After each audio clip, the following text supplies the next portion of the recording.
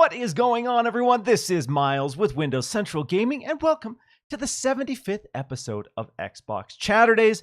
Today, I am stoked to be joined for the first time in a very long time by Carli Velocci, the gaming head of Windows Central, Android Central, and iMore. Carli, how are you doing on this fantastic Saturday? Saturday morning when I should be asleep. Yeah, bright and I'm early. not doing too bad. I'm not doing too bad. Good. I know. Every time I ask somebody on the West Coast, I almost feel bad because originally we structured this time slot around Jez's schedule, Mr. Yeah, UK, and of then course. he stopped doing the show, and now I just have to ask people to get up early on Saturdays and hang out with me. So appreciate you setting that alarm and getting up on a Saturday to talk about video games. Of course, anytime. I'm always happy to talk about games some more. Yeah, it's a good week. We do have a lot to talk about. Some of it's Yeah, we going were to be. we were worried when we first planned this, like, oh, there's not gonna be anything to talk about. We're just gonna be talking about Silent Hill for 3 hours, but As everyone in the community knows, it's desperate out in those streets. People are hungry for just something juicy. People are really going above and beyond to try to create news, create stories, Mhm. create conversations. But this week we have a decent amount. Some of it's Yeah. heady business news, but we're going to have some fun talking about that. So we're going to be diving into PlayStation and Xbox's comments about the ABK, the Activision Blizzard King acquisition that is currently pending. We're going to be talking about Square Enix restructuring a little bit. Their plans to Restructuring. reinvent their business after a massive sale of some of their Western studios. We're going to be talking about the details on the long-rumored Xbox Game Pass family plan. We're going to be talking about captaincy finally coming to Sea of Thieves, and so much more. But before we get into all of that, for the amazing people joining us live on youtube.com/Windows Central Gaming or listening audio services, let everyone know who you are, where they can find you, and most importantly, why you love video games. Those are a large question. Yeah, Why do you love video games? It's a good way to, introduce yourself to the crew. Yeah. It's I will do that first at the very least. I am Carli Velocci. As Miles said, I am the head of gaming at Windows Central, Android Central, and iMore. You can find me on Twitter at VelociRaptor, which is it's spelled like Velociraptor with an extra C in it.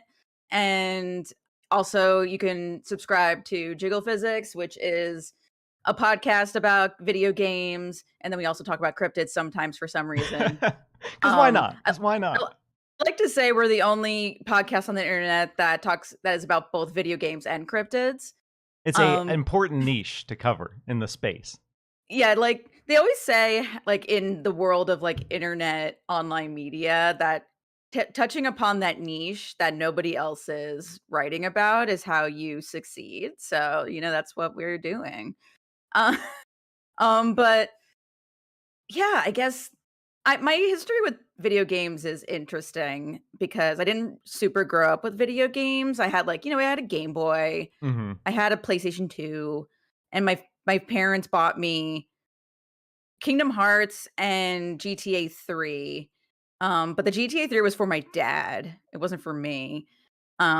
And I tried to play it, but I don't think I really fully grasped the open worldness of it at 10 or 11.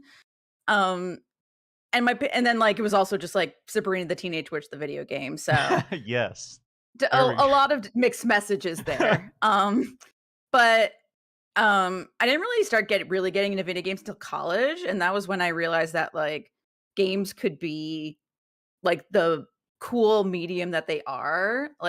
I was sort of spoiled because the first games I completed by myself were BioShock, Arkham Asylum, and Resident Evil 4. Some of the greatest of all time. Yeah. Truly. So it was I'm oh, video games, right? What's this crazy video game stuff? So I just kept going and going and going. And yeah, and then over time I learned about the indie scene because I was in Boston at the time, and Boston has a very interesting video game industry and community because Irrational used to be there, which made BioShock, and then Ken Levine decided that he was done with BioShock and just shut down the entire studio, which is a thing you can do when you're Ken Levine, I guess. And so, like, you have just a whole bunch of these, like, indie devs and indie studios who were just like, "Oh, I used to work on BioShock and now I don't know what to do anymore, so I'm just gonna make my own studio." Um, so, like, I got a lot of interesting experiences with indies, and then it just kept rolling down that hill, escalating, and just now I write about video games for a living, so here we go. Yeah, it's always cool to hear people's introduction and stories. Some people have they started as a kid, have played ever since, but then there are cases like you where you started a little bit later, but for a period of time video games weren't as highly regarded in the entertainment industry as a medium that could deliver powerful stories and powerful experiences. It was just something for kids. That's what kids do. You're a silly kid, you're a dumb teenager, play this video game, buy this video game. But yeah, especially in the modern landscape, that has changed so much. And like you touch on with the indies, there's a lot of great studios delivering some of the best stories in any medium through video games. And that's why I think a lot more people now are looking. And we've seen this huge resurgence, partly because of the pandemic. But in general, I think people are just have a greater understanding of what video games can do that traditional film and television can't. I mean, yes and no. I feel like we're still working on, I guess, like, I always think about, like, what can we do to make video games more mainstream? I mean, it's not necessarily, like, the most important thing ever to make video games mainstream, but I feel like video games still have this sort of, like, accessibility issue because it's, Hmm. like, it's an expensive hobby. You either need, like, an expensive console or an expensive PC, and I mean, like, you can get a Nintendo Switch or, like, a cheaper thing, but for a while, you couldn't find anything really to play video games with, because of console shortages and the pandemic and supply chain stuff and all that. Um, and it's hard to figure out where to start. Like my sister, my poor sister, she got a Nintendo Switch during the pandemic because of Animal Crossing. And she was asking friends like, "Oh, I really want to play like a story game. What game should I play?" And for some reason they were like, "Play Dark Souls." A game with the most cryptic storytelling imaginable. And also just a game that you shouldn't play as your very first video Like, game, I've played like Animal Crossing and okay, sure, I'll jump straight into Dark Souls next. exactly, and I was just and, like, she was telling my partner and I this, and we both work in video games, and we were just like, "What?" That's either Like, one I'm of her so one of her sorry. friends just trolling her super hard I or don't just being the know. diehard Souls person. We're like, "You have to play Dark Souls. You have to. You I just have have." no idea. It But was that so crazy. that's such dramatic whiplash to go from Animal Crossing to Dark Souls as your first 2 games Yeah, ever. she was like, "I didn't get it." I'm like, "I understand." Like, I don't even like Souls games because I'm not, like, the kind of player who likes to spend a really long time on just one boss. I like to sort of, like, keep going in a video Mhm. game. I like that sense of progression, so that's just, like, Souls games are just not really for me. Yeah, you hit Um, that wall and it's just I understand it gets frustrating at a certain point. You just, "I wanna be past this part, but this part yes, is just kicking my ass over and over, so this is not fun." exactly, and like, even if I'm playing a normal game and there's a boss like that, like, I'll usually do it for, like, maybe an hour, and then I need, like, a 24-hour break because 'cause I'm just, like, Just I'm feeling the just stress, you taxed. know? Yeah, I'm exhausted, I'm feeling stressed, like, I'm white knuckling the controller, and you're like, "I'm just gonna keep getting worse, like, I'm just gonna keep making mistakes, so I'm just gonna put this down It's gonna and try I'm again the tomorrow." opposite. I just, like, I buckle down, I sit there, and I suffer through it. But I'm also someone who, like, right before bed, we go online, we play some competitive matches of Multiverses, some ranked Pokemon Unite, and I'm just sweating. I'm just sweating, just invested in it, and then 5 minutes later, I'm like, "Alright, time for bed. Let's go." Yeah, I'm an old fart and can't do that anymore because 'cause I'll be like, "No, the screen is gonna keep me up at night." So but I do play, like, a dumb match 3 or something, so Yeah, something a little more soothing. Yeah, I understand that the average person, it riles them up, and then you're riled up, and you're not gonna be able to go to sleep. But I like that exactly. that soothing beat down before bed. Just like to have my soul thoroughly crushed, and then I can wind it down, wrap it up for the Yeah, day. exactly, like, I need to listen to, like, my podcast about, like, some horrible thing that happened in the past, Yeah, and as I play a dumb match 3, and then I fall asleep. Yeah, there we go. There we go. I like to read current events. I like to look at the breaking news and play competitive video games right before bed. That's what soothes me. Miles, are you okay? That's a separate podcast episode in of itself. The Are You Okay podcast. Are you okay? Are any of us really okay? Oh yeah, like the podcast, every episode's really short because the person comes on, she goes, no, and then the podcast is over. No. Okay. Well, we're not going to dive into it, but thanks for coming on. See you next week, everyone. Exactly. All right. Appreciate you sharing your insights. Appreciate you sharing your experience with gaming. Let's talk a little bit about some of the developments this week, starting with a little boost to the Xbox Series S's performance. As part of the June game development kit update with Xbox, the team at Xbox has confirmed that there will be hundreds of megabytes more available to the available RAM on the Series S that has normally been allocated for the operating system. So for some context here, the Series X has 16 gigabytes of RAM with 13.5 available for games, and the Series S had 10 total with 8 dedicated to games. So I know in your situation, the Series S is your primary console.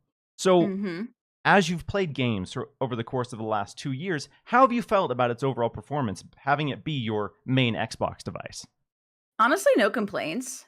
I mean, granted, Xbox did a really good job ensuring that the Series S and the Series X are extremely similar. Like the only real difference is sort of like a bit in image quality, video quality, I should say, and then the disk drive. And that's kind of really it. So I've never really had any issues with performance on the Series S. I've played a bunch of different kinds of games and never really seen anything weird. I mean, besides like stuff that like just happens with games. Like, you know, playing Halo Infinite and like the quick was it the quick start? Doesn't really quite work because that was a thing for a while with Halo Infinite. But yeah, like generally speaking, I've never really had any issues with this Series S. It's a great little console, and it was great when we were trying to figure out like, okay, we need to buy the PS5 and the Series S because both my partner and I are in video games, so we need every single console. And it was just like, oh, the Series S is a really good looking thing, and it's cheaper. Like by all means, I'm going to go for that. Yeah, that's the beauty of that device is that price point, because like you touched on earlier, price is a barrier for a lot of people, especially on the console side. And the reality is the average person will never pay $500 for a game console. The people in the space who need it will, the people who want that premium experience will, but I hit up my sister and I'm trying to convince her to spend money on the Series X. And she's like, $500? I can't swing that. And that's a lot. It's a lot. It's a lot of money. So that price point is enticing. And I've also been pretty impressed. I have the Series X in my office, and that's my main device. But in our living room, where my wife and I play together, we have the Series S out there. And when Elden Ring was out, we had a friend staying with us, and we let them stay in our office while they were staying in town. So I had to play Elden Ring on the Series S. And I was a little worried, because that was like one of the big games that even on the Series X, your frame rate wasn't locked at 60. It was a very demanding, powerful experience. So I was a little leery. I was a little worried that Elden Ring would be kind of miserable on the Series S. But that being said, the frame rate, sure, it did drop, you know, every now and then, but it wasn't dramatic. It wasn't miserable. And I was really impressed how on a surface level, just a quick glance, there wasn't this huge difference between what I was used to on the Series X and the Series S. And I was able to have a great experience with this huge game. So I'm excited that Microsoft thought about that price point and, you know, didn't cater exclusively to the premium experience and offered something that kind of is more appealing to a wider audience. Somewhat wider, because there are a lot of people who still won't pay $300 for a console, but it's definitely better, especially when like the pandemic happened and people were like, I'm losing, there's jobs are being lost all over the place. People can't go to work.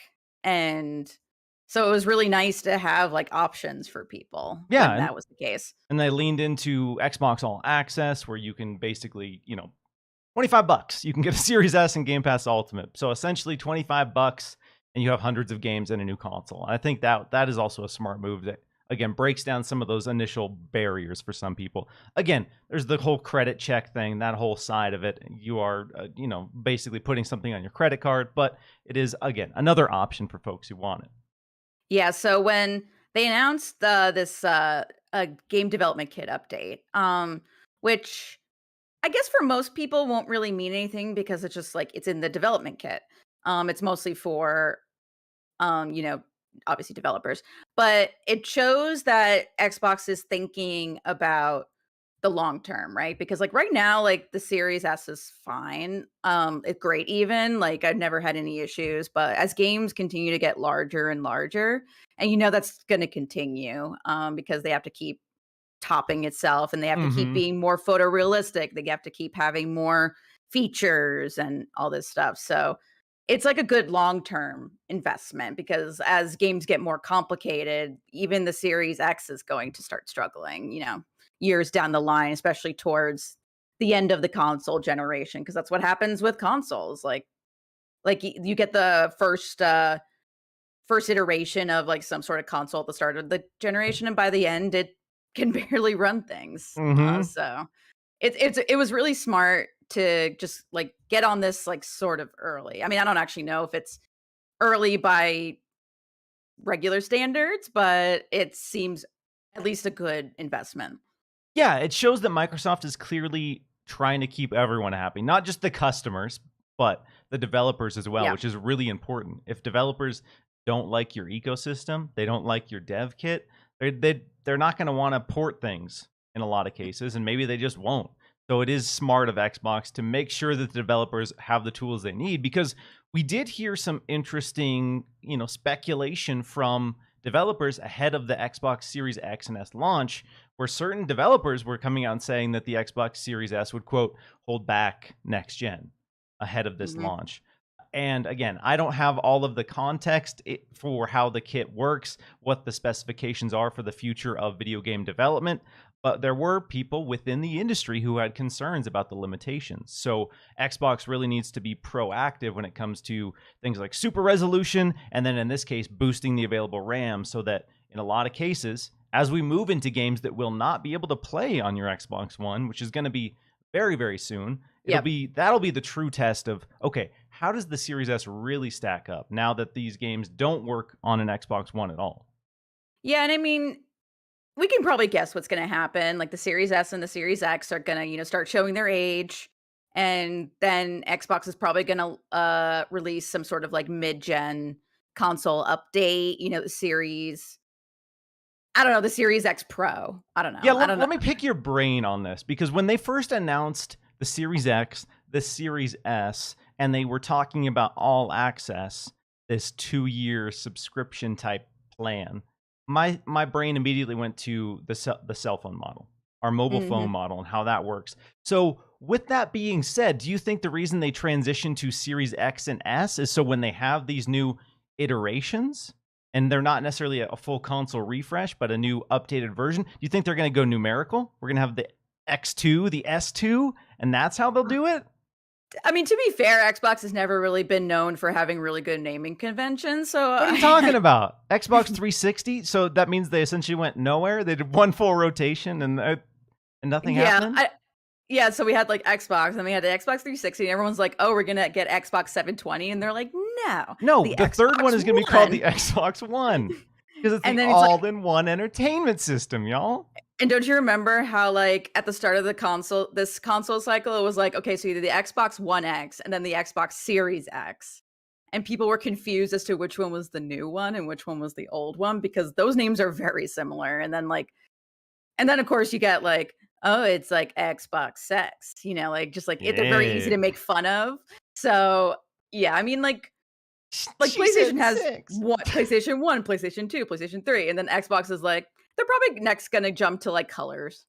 Like, Oh yeah, do the check out the Xbox Blue. adopt the Pokemon model. Have Exactly. Xbox Diamond and Pearl. That is exactly what I was thinking too, was Pokemon because, with the Scarlet and Violet new trailer this week, of course, like Pokemon's on the mind, but Mhm. yeah, they're gonna jump to like Xbox Sun and Moon, Xbox Diamond and They're Pearl, gonna have like it so, like, if you want to play this game, you need the Xbox Diamond, but you can trade trade the game with your friend who has an Xbox Platinum console. oh my god, can you like I know exclusivity is always like this thing in the games industry, like companies go back and forth on whether it's important to have exclusivity. And can you imagine? It's like, oh, well, you need Xbox Sun to play Halo Infinite 2, and then you need the Xbox Moon to play Halo Eternity, or I don't know. Like Well, they're two different versions of the same game, but like I don't know. Master Chief has like blue armor in this one and green in the. I oh, don't know. okay, there we go. Yeah. I mean, I don't see Xbox doing that, but we got to be No, careful. If Nintendo hears that idea, oh, we can release 2 different consoles with exclusive content. Now we're getting somewhere. you know what? I wouldn't put it past Nintendo because Nintendo's always trying new stuff. So who knows? Yeah, that's Whatever you say about Nintendo, they're always experimenting, which is why you get stuff like the Wii U, and you're just like, wow, that was that was a mess. but the Wii U, as mediocre as it was, that gave us the Switch. That Exactly. weird experiment created the Switch, which is just a phenomenon and it's completely changed the way a lot of people want to experience games. So Mhm. yes, I sometimes they feel like experiment and it's bad, but other times, we get something really cool. yeah, like I feel like without the Switch, we wouldn't have gotten Mm. like Xbox Cloud Gaming or Xbox Game Pass because you had like the Switch being this hybrid console, and now Xbox can go ahead and have like games on every platform. So it's almost like hybrid gaming. All Xbox needs now is its cloud exclusive handheld, which Mhm. I know has been like sort of the rumors have been going around for a while that this is something they're working on, and other companies are working on cloud handhelds as well. So I mean, started this whole thing. Yeah, again, removing some of those barriers for price. Some people, again, Mhm. you can play on your phone. In my experience, as someone who is used to the console experience, used to the physical controller, the phone is fine in a lot of cases, but it really does not, it's not a good enough substitute for Fine. me. Yeah, it's fine. In a pinch, I can be sitting, wherever, DMV, airport, and I can play something via cloud, and that's the only time I'll ever do it. And cool, it's a cool option. But if they really lean into that service that they're clearly spending a lot of time and energy and resources to build up to be great, and they give you a dedicated device that gives you the best possible experience, I think people would pay $100 for that. Oh, absolutely. Because Xbox Game Pass is like an extra. I mean, we're on Xbox Chaturdays, of course. Like we all sort of look at Xbox Game Pass and are just like, this is a wild thing. Mm-hmm. Like like I know some people are like, I'm not really playing games on it, even though it gives me a lot of games, and that's fine. And like I personally can go like a couple of months without playing a game on it, but then it's like, oh, there's a game I really want to play, and it's on Xbox Game Pass, so I can just like but, like, I wasn't sure if it was something I'd be interested in, so it's a great way to even, like, try out games, and there's a lot of options, and with the and we'll talk about this later, the Activision Blizzard, acquisition, there's only gonna be more games on it, so, Yeah, and like that's my story that I always use for Xbox Game Pass is Forza Horizon. I had never played a Forza game. yeah, I would never spend $60 on a Forza game like previously. Like I had no interest in that. And Forza same, yeah. Horizon, I saw the trailer, I saw the what was it, the land boat, and I was like, "Oh, this looks wild. This looks interesting." And I was able to play it. And I ended up spending a lot of time. I really got It's sucked really into. good. Yeah, I really got sucked in. And so when Forza Horizon 5 came around, I was like, "Let's go. Day 1 I'm going to be there. I'm a Forza guy now." Yeah, like, I was playing Forza Horizon 5 because I have a Backbone controller, so I just, like, threw my iPhone in there, I was playing Forza, like, on the couch, and it's like, I would never have done that if I didn't have Xbox Game Pass, because 'cause I'm not a racing game person, but Forza is I mean, granted, Forza is a different kind of racing game, it's more of like a racing sandbox, but Yeah, that's still. that's more of I used to be the hardcore Gran Turismo guy on Mhm. PS1. Loved the Nice. I loved earning my driver's licenses in a video game, which sounds to an average person that sounds so lame. I got my driver's license in Gran Turismo. Dude, This is shut why up. people like Sims, Yeah. I can drive a truck in video games and look, and it's like, I love watching the people who have, like, the whole, like, truck setup, Oh, and that the they're just entire playing Yes, and they're just playing Euro Truck Simulator, and they're not even, like, doing anything crazy, they're just, like, driving on the road like it's a normal road, and I'm just like, Mhm. "Games are beautiful." That's yeah, Power Wash Simulator somehow became a Yes. phenomenon. I was making fun of that game so hard ahead of launch because it's just such a weird concept. Nobody in Mhm. real life would ever care to power wash their own yard, their own driveway, let alone Yeah. power wash in a video game. But here we are, one of the best reviewed games of the year. A ton of people just sinking dozens and dozens of Mhm. hours into a game where you are literally power washing.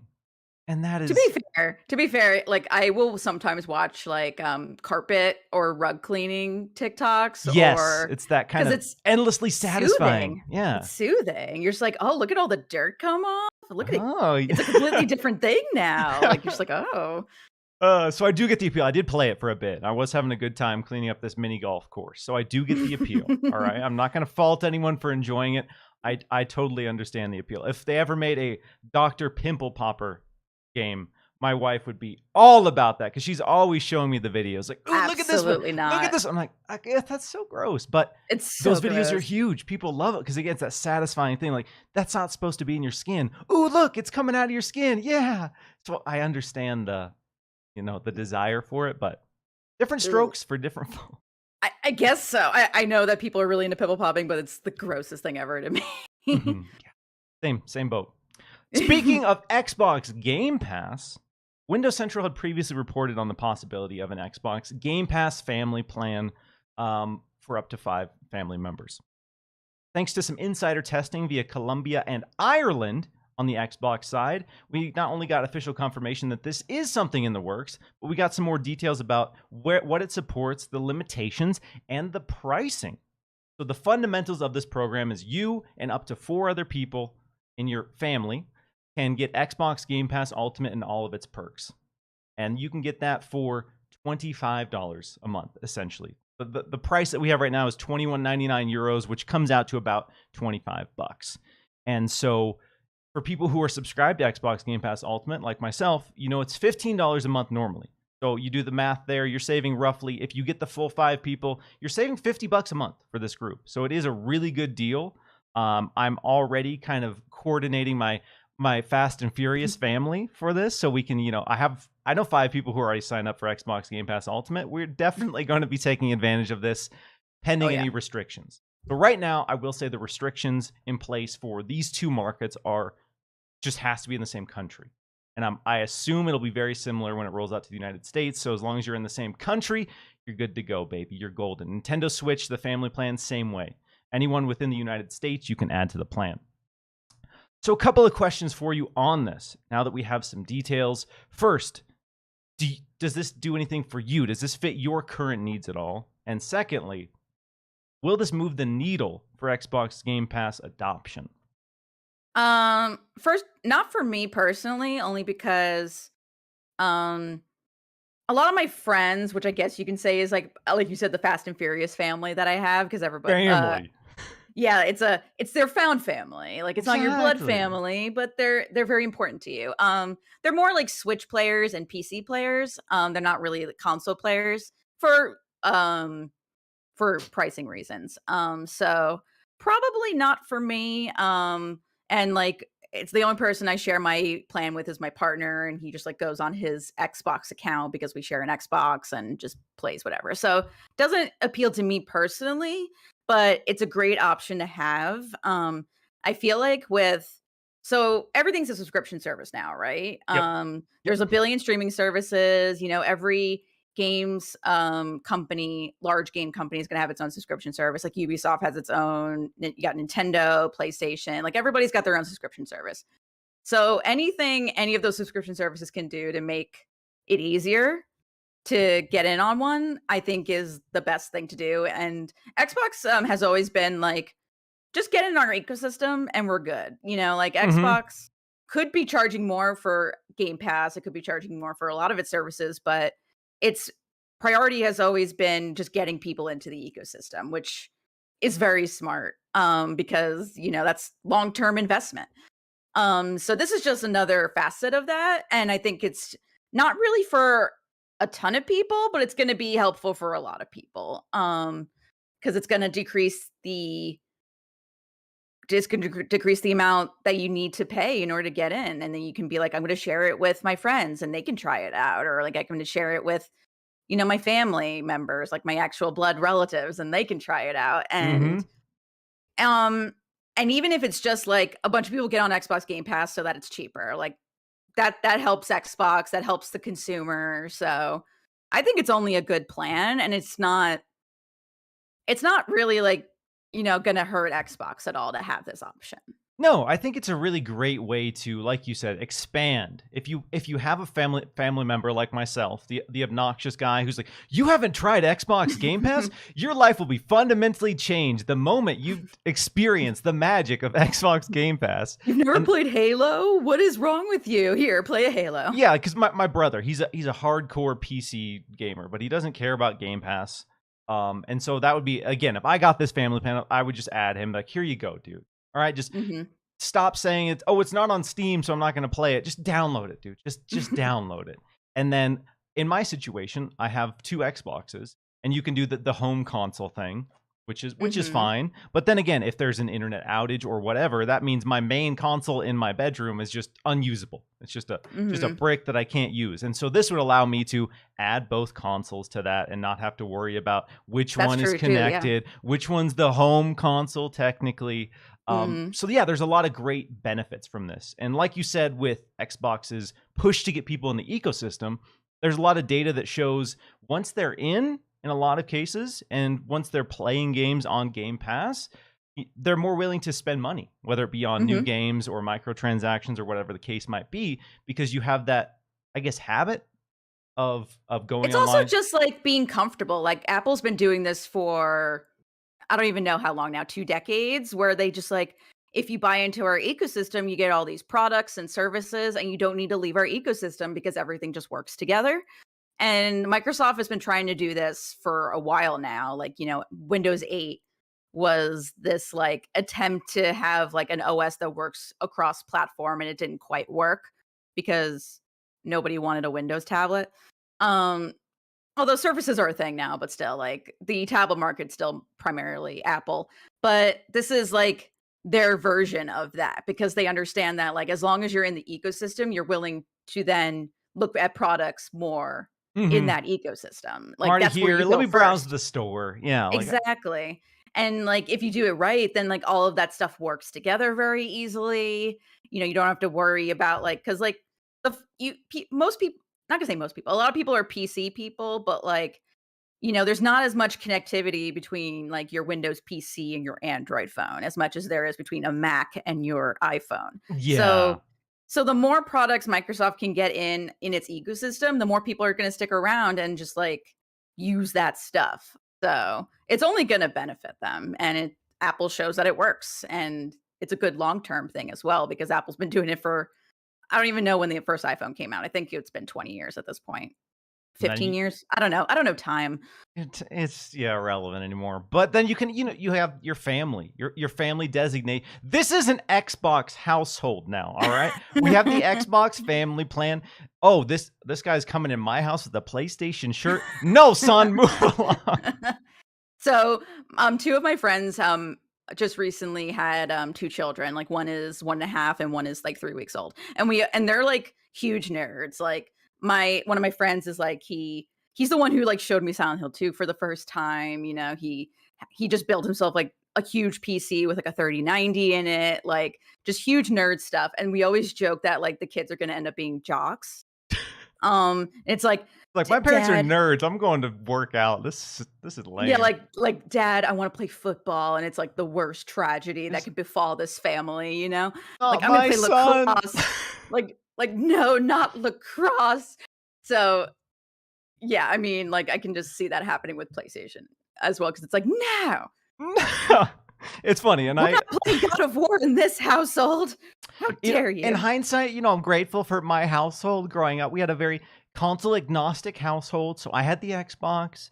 My sister had the PlayStation. My brother had the GameCube. We were Phil Spencer's message of unity and coming together. There was no console wars. But yeah, it's just this is the future liberals want. makes me sick. All right. Console wars until we all implode. All right. Oh my god. I understand the console wars, but like I'm also like fairly platform agnostic. Like I feel like all the platforms have their own strengths and weaknesses, and that's why I have all of them. But Xbox has just been like with Xbox Game Pass and cloud gaming and the fact that I can like also do like play these games on my PC if I don't want to sit at my Xbox, like it's truly like they've been killing it this Yeah, and console that's generation. what's exciting because again, there was a period of time where you could look at Xbox and say, like there's not anything that they're doing that I necessarily need in my life as a gamer or whatever. But now I look at the Xbox ecosystem, its value, the games that it's offering, and I understand I don't expect everyone to buy every console. That is Yeah. not realistic for so many people. And I'm very grateful to have all the consoles, and I try not to take that for granted. But I don't see how anyone can look at Xbox and say nothing interests me right now. I think if you do like gaming, Xbox understands how to pull people in, and that's why their strategy and the amount of games that they're offering is so diverse, because they understand that right now in this climate, more and more people are willing to dip their toes in and see if it's worth investing. And I think that's where stuff like Game Pass comes in, because you can try a bunch of games, you can try an ecosystem essentially for 10, $15 a month. Mhm. I mean, it depends on the gamer, right? Because like there are a lot of people who are perfectly happy with playing the same game for 6 months. Yep. Yeah. So, I They feel buy their like Call of Duty and they're good. yeah, so I feel like there are definitely some people that like Xbox Game Pass wouldn't be good for because it's like I'm just going to play I don't know, like Xenoblade Chronicles 3 for the next 6 months, you know? Like cuz that is a thing people are doing now because that game takes at least 100 hours to just complete the story. Um So, yeah, they're definitely but, like, goes back to the family plan because, like, if you know somebody with Xbox Game Pass and you get in on the family plan, you can just you pay, like, if it's $25 a month for, like, 5 people, that's I don't know math. 5. No, $5. yeah. Yeah, Yes, $5. $5 per month. Yeah. I'm like, "Wait a minute. Wait, I can do this. I can do this. I'm a writer, not a mathematician." But yeah, like so it's even cheaper to get in on that in case like you're like, "Hey, I want to do this." Cuz like I'm the same way with like Nintendo Switch Online. Like I don't have Nintendo Switch Online, but I'm on a friend's family plan. So it's like a couple of bucks per year and I Yeah. can use it if I want. Like it decreases like your need to keep using this system that you're paying money for. Cuz if you're paying 15 bucks a month for a system that like you only really use couple times a year, like I get it. Like you're not going to want to like continue paying 15 bucks a month, especially when like I said before, 10,000 other subscription services you got to pay into. Like I need to Mhm. pay $15 a month for Netflix. I need to pay I Yeah. forget how much PlayStation Plus is, but like say you have a PlayStation as well. Because I So have the PlayStation Plus, I have Nintendo Switch Online, and I have mhm. Xbox Game Pass Ultimate. And so, yeah, that in of itself is expensive. Yeah, so like a family plan is only going to make that cheaper. So like I think if there are people who are like I'm going to play I don't know what cuz it's hard to say like also yeah, that's the other thing, right? Like this year, like Xbox isn't going to really have another like really big triple A release. Yeah. There's going to be stuff on Xbox Game Pass for sure, and Xbox, like you know, like there's going to be Call of Duty coming out. I keep joking in our meetings about October, and That that month, continues to be a thing because October is like every single game besides like Pokemon and God of War is coming out in October, and then those things are coming out like 2 in weeks the first later. 2 weeks of November. Exactly. So like, so there's definitely games coming out, and then there's like a ton of like really great small games. Like I just played Citizen Sleeper through Xbox Game Pass, and that game's incredible. Or like Unpacking, I just recently played. That's an Xbox Game Pass.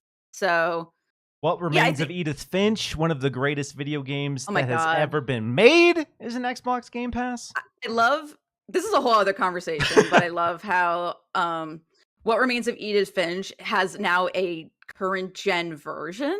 Like you didn't need a current gen version of What Remains of Edith Finch. Like you don't need that game to run at 60 FPS, you know, but But they it's did just it. another reason for me to harass people who haven't played it yet. You haven't played it? Exactly. Come on, dude. It's in Game Pass. It's now 4K 60. Because I've had people say, like, oh, it's not 60. I don't want to play it. I'm like, stop. Just take 2 hours. Treat yourself to 2 hours of just That game's incredible, grueling yeah. narrative. Just, oh, it's. Yeah, but we could have a whole conversation Yeah, about how, like, a lot of game studios now are just, like, continuing to port their games into newer consoles, like, I mean, we always joke about how they're gonna be releasing Skyrim until the end of time, but I it mean, works, hey, or like what? GTA 5, being released on every console until the end of time, until GTA 6, so but yeah, that's a whole other thing. Yeah. But in conclusion, I think In the fa conclusion, we got off on, like, a couple of, like, semi-related, but not quite related tangents, but in general, I think the family plan is only gonna be a good thing, and, like, it's not for everybody, but it's only gonna help people who might not want to pay 15 bucks a month for Xbox Game Pass get in on it or at least check it out, and, of course, it's better for actual families who and things like that, so it's yeah, only a good thing. yeah, I really think that is what they're looking at when they talk about this family plan. There will be people like me who have the friend group and we use it and that's cool. But there are going to be this is going to be a deciding factor, I think, for some families, because if you're Mhm, a household and you have these options, you have the PlayStation ecosystem, you have Nintendo, you have Xbox, and one of them is letting all of your family members in this household play all of these games for this price for 25 bucks a month. Whereas, mhm. let's say you have 3 Nintendo Switches. You have the family plan. The family plan there does not include any games really. Every now and then there'll be a random free online Switch game, Well, but I mean, there's, like, the expansion pass, but that's a whole other thing. yeah, the And retro that's, games. 80 bucks per year, I think, right now, and you get, like, the DLCs for a lot of games Mhm. and the, the N64 and Sega Genesis games, so there's stuff in there, but of course, that's more than the base Switch Online service. Exactly. And so again, that's going to be a factor as families are having these conversations and trying to figure out what makes the most sense. Because that's like we have 2 Switches in my household. I have one, and my wife has one. But when we Mhm. want to play games together, I'm used to the Xbox ecosystem where I buy the game and we can both play it grounded. Yeah, Even if I don't buy the game, if it's on Game Pass, we can both play that game.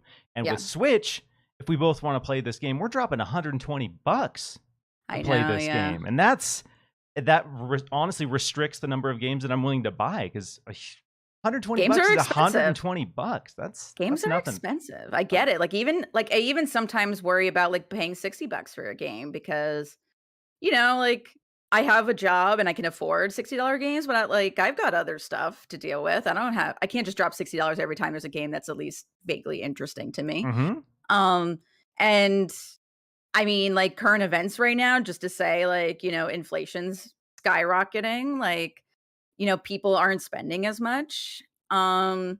Yeah, I will say my rent in the Deals? last 2 years has gone up $700 per Oh my month. god.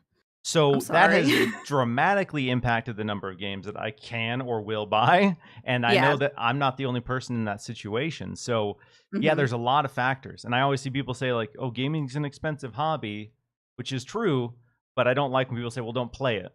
A lot of these Yes. companies like Microsoft are looking at ways that, okay, we understand that $60, $70 games are going to restrict the number of people playing, but what if we have another option that still gives us our recurring revenue, but allows people to get in and play games? And I think Yeah. that's the Different main kind of reason revenue. they're evaluating how to expand Xbox Game Pass. Yeah, and, like, Xbox is smart in that, like, like, when they do their financials, right? Like, they'll be like, "Oh, we made this much in net revenue compared to this time last year." But, like, more importantly, and I feel like more companies are adopting this as well, you focus on how many people downloaded your game, how many people played it, like, how many users you have. It's not necessarily about, like, how much money you made, but how many people are using your services, and Xbox Game Pass is prime for that because, like, you're not spent like you said earlier, and this is true, they've shown that, like, people who pay for Xbox Game Pass will often then buy the game separately. But even still, like, that doesn't really matter because they can say we've got I don't actually know what the stats are, but, like, we have 30 million people in Xbox Game Pass, and subscriptions are only going up. It's like what Netflix does when they only focus on, like, the number of subscriptions versus how much Mhm. money.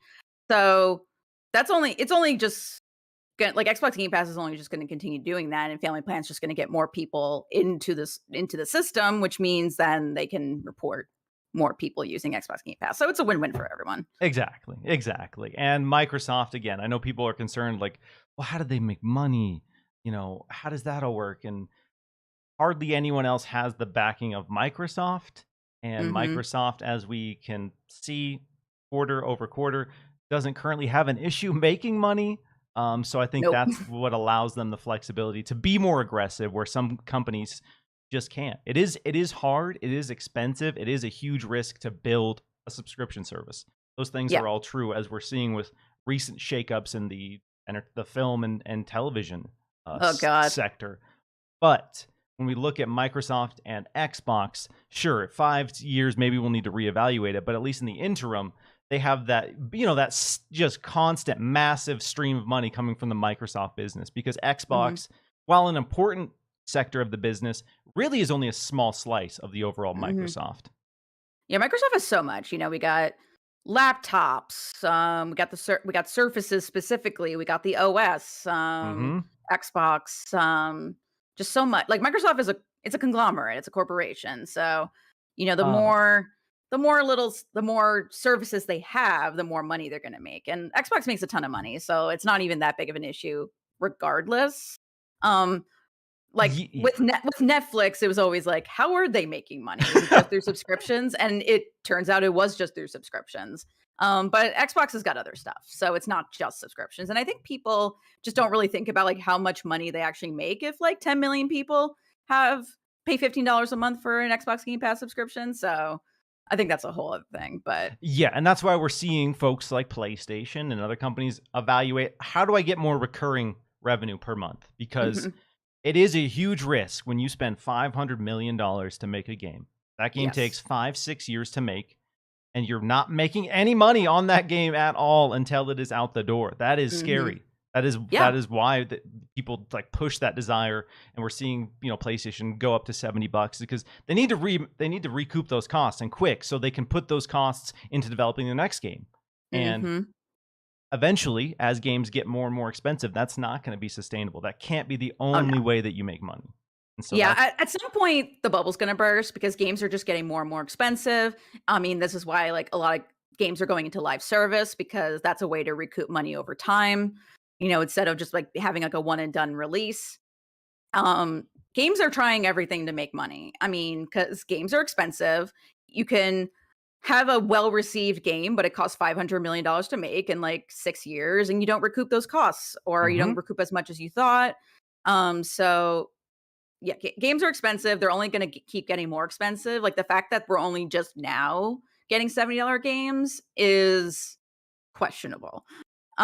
Because they should have been $70 a long time ago, which is what, a lot of analysts are saying. Like game prices had not gone up for a very long time when they should have been. And now we're getting $70 games, and people are really hesitant to pay $70 The for reality is, it doesn't matter what it is. Nobody wants to pay more for anything. Nobody is stoked to pay.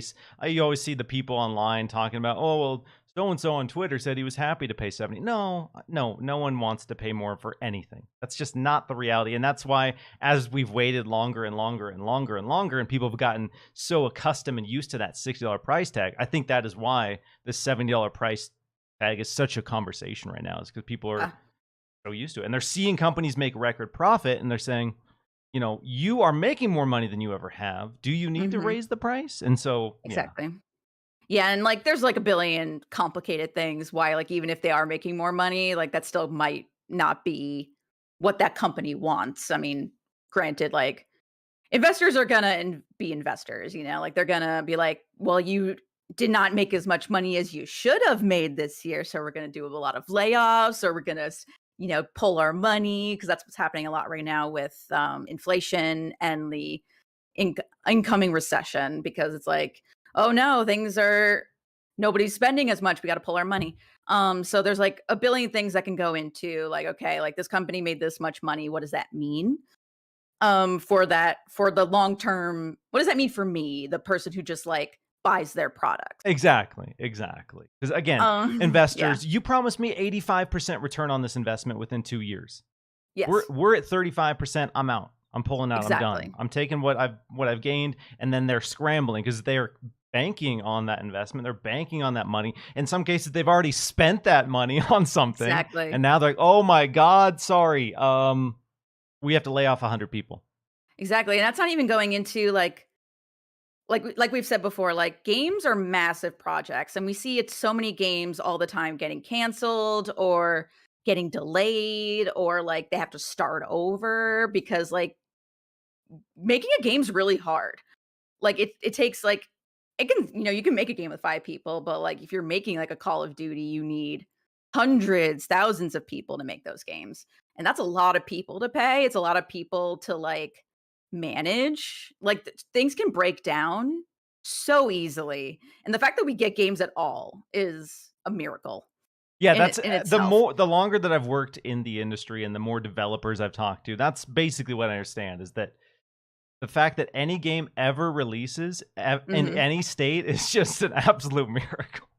I love developer stories when they're like they take like what is generally a very simple thing to the player, and they're like, "This took me 5 months to do, and I had to make a invisible rat that would run around on a treadmill to make this in an in-game clock that would, do this thing," and you only see like a little bit of it. Like it's like game development's wild This and game didn't even boot 2 weeks before the launch, like, exactly.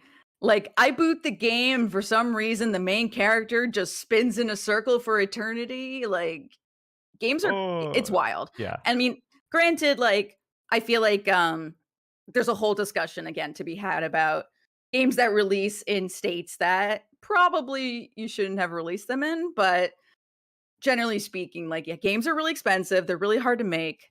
I think in the next 5 years, we're gonna be seeing even more changes and strategies to figuring out, like, okay, how are we gonna make this money back? How are we gonna get more players in? And I do think something is might burst at some point. Yeah. I'd be really surprised if it didn't, especially for games like Call of Duty, which we're gonna talk about. But it hasn't happened yet, but it's going to, and I feel like users just sort of I'm not gonna say have to deal with it because that's kinda mean, but it's going to happen and just gotta wait and see, but you Yeah, can't really like see yeah, how it impacts us on the day e to day and exactly, and and again, we've gone off, like, talking about Game Pass Family Plan, which is so funny because it's such a small thing compared to, like, what we've been talking about, yep. but, yeah, in general, any way you can get people to play games is the best thing because, yeah, games are just gonna get more and more expensive. Mhm. Yeah, you need people to play games, you need people to buy your battle passes, you need people to keep spending money time and time again. So that way, when you're working on this next project and it needs to get delayed, and you have Mhm. to have the hard conversation and say, "Damn, this is not what it needs to be. We need to start over." You're not just out hundreds of millions of dollars, and the project just has to go away, which is, Yeah. I think, kind of the flexibility that Xbox Game Studios has right now. Because you hear people talk about Everwild, Perfect Dark, the quote unquote development hell. The reality is, if this was 10 years ago, dead. Those games are dead. Those games are Mhm. not getting continued support. They're shutting them down. Phantom Dust, the most infamous example that I use, that's what happened. They had this Mhm. slice. The slice wasn't what they wanted, and they said, "Peace. We're not giving you any more money to do this." And I mean, that's that's what happened recently with the Knights of the Old Republic remake. It's delayed indefinitely because the slice, which was. the developers were pretty proud of, wasn't what they wanted. So that Mhm. game is shelved. Rough. It's rough out there on the street. We just saw it with the Batgirl cancellation. All Oh my people spend god. years of their lives, and then nope, we're not going to put this out. Sorry. That whole thing is such a mess. Like I cannot Justice for Brendan Fraser, right? That's truly, and it makes me upset because like Doom Patrol is one of my favorite TV shows and that's on HBO Max, so you know it's going to get oh axed. no. And he's also on that and yeah, I'm very sad because like my favorite things are just gonna keep getting booted, and I truly use HBO Max so much. Like, That yeah, yeah. HBO I think is the most consistent. Even if the show isn't for me in terms of what it is, they are the most consistent with the quality of the shows that they put out. And to hear that they're Mhm. going to invest less into that, oh, it hurts. Hurts to hear. It's also just like crazy that like they canceled Batgirl and yet The Flash is still going, and that movie's been in development for how long? They announced it in 2013. Yeah. I 2013. I saw a tweet that, like, it was crazy. It was like the Flash TV show debuted, I wanna say, like, 2 weeks either before or after the Flash movie was announced, and the Flash TV show is finally going off the air after 9 seasons. Yep. So the Flash show launched around the same time they announced the movie, and Yeah. they had 9 seasons. They wrapped up. They wrapped it Ugh. up, and the Flash movie is still just like, "Help." Ugh. Okay. All right, anyway, tangent HBO aside, quick shout out to all the amazing people joining us live. If you guys are digging the show, hit the like button, share it out. I'm going to get to a couple super chats here before we transition into our next topic. Hargi Chani says, can PlayStation survive without COD marketing or be the primary platform for COD? Oh, wait, it did. The PlayStation 3. I guess PlayStation doesn't think much of its new studio Bungie. They can't compete with COD. So obviously in jest, Hargeet's, commenting on the recent PlayStation comments, and we are going to dive into that. Don't you worry. We're going to have a lengthy conversation about PlayStation and Xbox's comments on this Activision Blizzard deal, and really, what is the weight of Call of Duty? That's something we're going to be diving into as well. Hargeet with another super chat says, $25 a month still seems too high to me. Families should be included in Ultimate, at most $5 more. This is intended for families. Family organizer can set restrictions on any member's playtime, etc. $5 is 25 too expensive in your eyes for this family plan?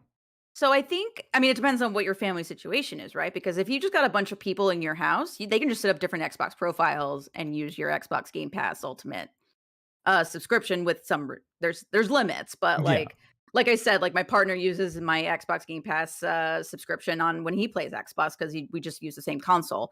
I think it's more for like, say you have like a kid who's off at college, then you guys can both have the Xbox Game Pass because you're on 2 different consoles. Or like you're sharing with friends. So it's not necessarily for every family. But like if you have so many people on different consoles playing it, I think it's pretty fair. And worth noting, I don't think we mentioned this, like the $25 price point is what they're testing, but that could change. We're still in the like very early testing, so we'll have to see what it actually ends up being once it's actually out. But I think $25 is fair if you're sharing it amongst many consoles and those people can chip in or not. But like just the sheer amount of people would like if you can use it for up to 5 people, I think that's a pretty good deal. But like if you got like a few people in your household, probably not. Yeah, and that's a big thing. If you do have 5 people, yes, that is a really great deal. If it was just like my wife and I at home and there's just 2 of us, you have workarounds where you can make it work and you can both play the game. So it's not worth it unless you are on that upper end, I think. And maybe we'll see them experiment with more options that aren't necessarily a family plan, but you can what I want to see is if you are a primary account holder and like me, I have 2 Xboxes in my home, why can't I just set them both as a profile that I can use? I think that restriction is more annoying than the price of the family plan. I would like to see them, again, maybe this is to Hargeet's point, reevaluate what you can do with Xbox Game Pass Ultimate. Yeah, it's worth noting that like everything about this is still in testing. So who knows what kind of features we'll get, maybe what features we won't get by the time it's actually out. But I feel like you can do some experimenting from within the Xbox Game Pass ecosystem. Like you can have I feel like a really good idea would be like if you have games like Halo Infinite, which just introduced campaign co-op. Maybe you can have it so that like a person can play with you and they don't need to own the game. Yeah, we've seen games do that, Exactly. which is nice. Yeah, like Nintendo doesn't do this a lot, but I think you can do it with Mario Kart. Like I think as long as one person owns Mario Kart, I think other people can just join in. I might be remembering that wrong, but I think that's the case. At the very least, it was the case when it was on the 3DS. Because I remember like actively not owning that game and playing it with friends. So like there's other things they can try within this whole model. Yeah, and that'll be really interesting to see how this grows and evolves. But for a starting point, I think $25, I think it's fair. Again, it's not fair for every situation. It's not worthwhile for every situation. But as someone who has the Nintendo Switch family online plan, I think it's more than double what the standard price is annually for their family plan. So again, for an extra $10, again, might not be for everyone, but considering you can have up to 5 people, I think it's again, I'm going to be taking advantage of it. I'm going to Mhm. be, having 5 friends paying $5 a month. And in my situation, let's go, baby. That's going to be a good bargain. But I do understand it's not for everyone. Yeah, of course, and nothing is, but as we discussed in length, games are only gonna get more expensive, so 25 bucks a month for 5 or 4 or 5 people to play games, I think is an insanely good deal. Oh, Hargy is pointing out that the owner of the family can limit what you play, what you watch, and it controls your. So I can add all my Parent controls, yeah. friends to my plan and then just put arbitrary restrictions. And like, what the hell's going on, dude? I can't boot up games. Like, I don't know, dude. That's They can weird. only play Peppa the Pig. They can only play Peppa Pig. Oh, they can only play it during the hours that I'm online because I have a buddy Yes. who's notoriously bad about sleeping till 4 p.m. or something absurd and Uh, stays up till 7 a.m. And so he'll be on for a few hours, and our other core friend group is on earlier because we're awake at a reasonable hour. yeah. And just for clarification, he doesn't have a job that restricts his schedule. This is just for whatever the reason, the schedule he chose. So yeah, it would be nice. Add him and then say you can only play during these hours. Sorry, dude. 11 p.m. hard cutoff, go to bed. Go to bed, dude. Go to bed. I'm sorry. There. You know what? Maybe that's what he needs. He needs that family. He needs the dad figure to come in and say, "All right, buddy, it's time for bed." It's Oh my god, and, literally, and now you have the power to shut off all of his stuff, and now he's just sitting in darkness like, "Well, I guess I should go to bed." I guess I can't play. I can't grind Destiny. I guess I got to go to bed. Yep. All right, Exactly. let's talk about some other big business shakeups right now. We've talked about the entertainment industry, Netflix, HBO, those shakeups. Another big one this year in the gaming space was Square Enix, and they sold off most of their Western division, including Crystal Dynamics and Eidos. And so that was a huge deal. And that sparked a lot of conversations about what that means for Square. A lot of people were in the camp that they were trying to make themselves more appealing for a buyout, and that's why they're selling off their Western divisions. And so maybe a Sony figure or someone was going to swoop in and buy up the entirety of Square. And part of an earnings call that we got this week gave us some more insight into not only the reasons they sold off their Western divisions, but their plans for a big restructure and a big refresh of their business. So I'm going to read the highlights real quick before we talk about this and strap in. It's kind of a lot. So according to this, the sale of Crystal Dynamics and Eidos was driven by concerns that their titles cannibalized, in quotes, the sales from the rest of the group. This move was considered phase 1 of their restructuring. Phase 2 is to diversify the studio capital structure. Boring business terms. But what this means is they're going to be more selective with the development efforts on 100% owned studios. So the studios that they owned 100%, they're going to be more selective about the games that they make. They're also going to be selling stakes of certain studios that they own as well. So they're going to be transitioning away from some of their 100% owned studios to try to get investors in to offset some of the costs of development. And moving forward, Square Enix wants to focus primarily on Japanese developed titles. That sounds negative in a lot of ways, but one important thing to note here is that the sale of Crystal Dynamics and Eidos allowed the publisher a surplus of cash, and this will allow them some freedom in terms of restructuring. So they have no debt currently because of this, and they have a surplus of cash. So they're not in dire straits. They're not in a situation where they're, oh no, we are millions and millions of dollars in debt. We need an out right away. They're at least in a position where they can take the time to potentially restructure. So, given all this information, given how Square has acted, how they've constantly talked about their games underperforming, they've had a lengthy history of not performing in the way that they are happy about. What are your thoughts on this strategy and their push to sell off the Western Division? Do you think that's going to pay off for them? It's been such a bizarre thing since we saw that they were selling off all these studios because they were selling it off for what looked like chump change, They honestly. I just think it wanted was it gone, like is what yeah, it felt like. oh, absolutely. We were just like, "How badly are these studios going that they want it gone?" And, not really badly, they're just, they released a lot of games that underperformed. Like, Guardians of the Galaxy didn't do super well, but it's a single player game.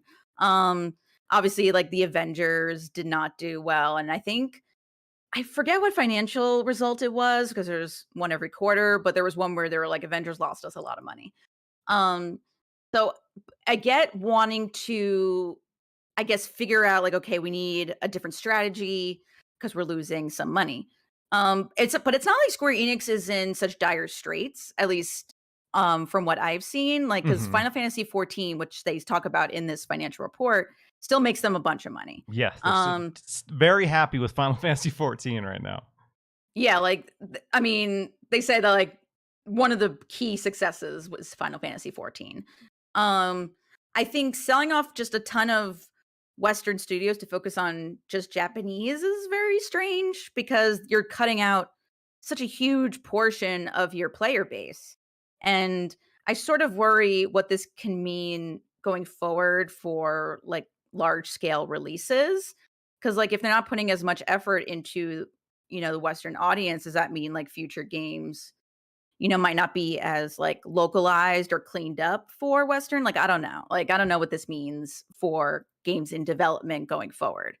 Um, it feels to me like, the Embracer Group, which is like that secret company that's just buying up a ton of studios and owns a ton of studios.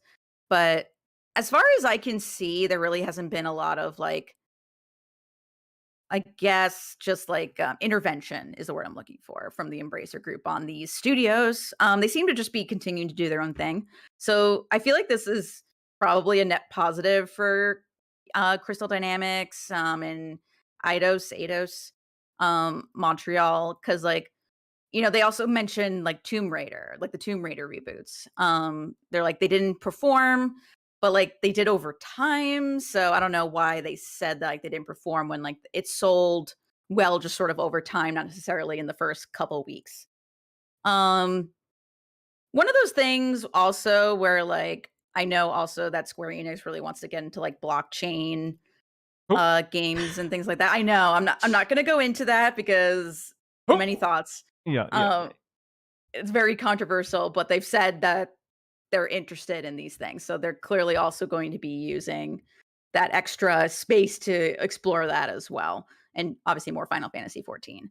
I think it's more of a wait and see kind of thing, like see how this goes, but I really do think it's I think it's just strange. Like I don't think they made the absolute wrong decision, but I don't think it was the best. I don't know, like I still have very mixed thoughts on the whole thing because It, I don't know, maybe they also just thought, like, we don't have the support for these, like, single player games, so, like, give it to somebody who might actually give them the support, like, there's a lot in here, yeah, I'm wondering if so, they where yeah. my read on this is I feel like maybe they were thinking they were stretching themselves too thin because they were Yeah. touching on Eidos and Crystal Dynamics cannibalizing their other releases. So I'm wondering if what they meant by that was they were investing all of these resources into these games because of the sales potential of these games, and that was maybe potentially impacting some of their Japanese developed titles.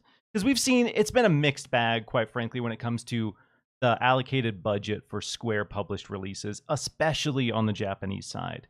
Right. And previously, we had this weird period of time where there was a decline in the prospects for Japanese developed titles. And there was this moment, especially in the Xbox 360, PS3 generation, where Western developed games, that's where everyone was putting their money in. I think that's kind of the time that Square was looking at that and investing in that aggressively because of the potential.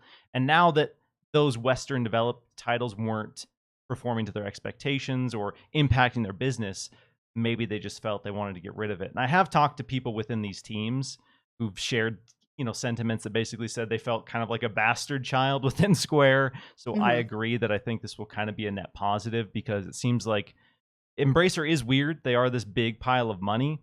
Yeah.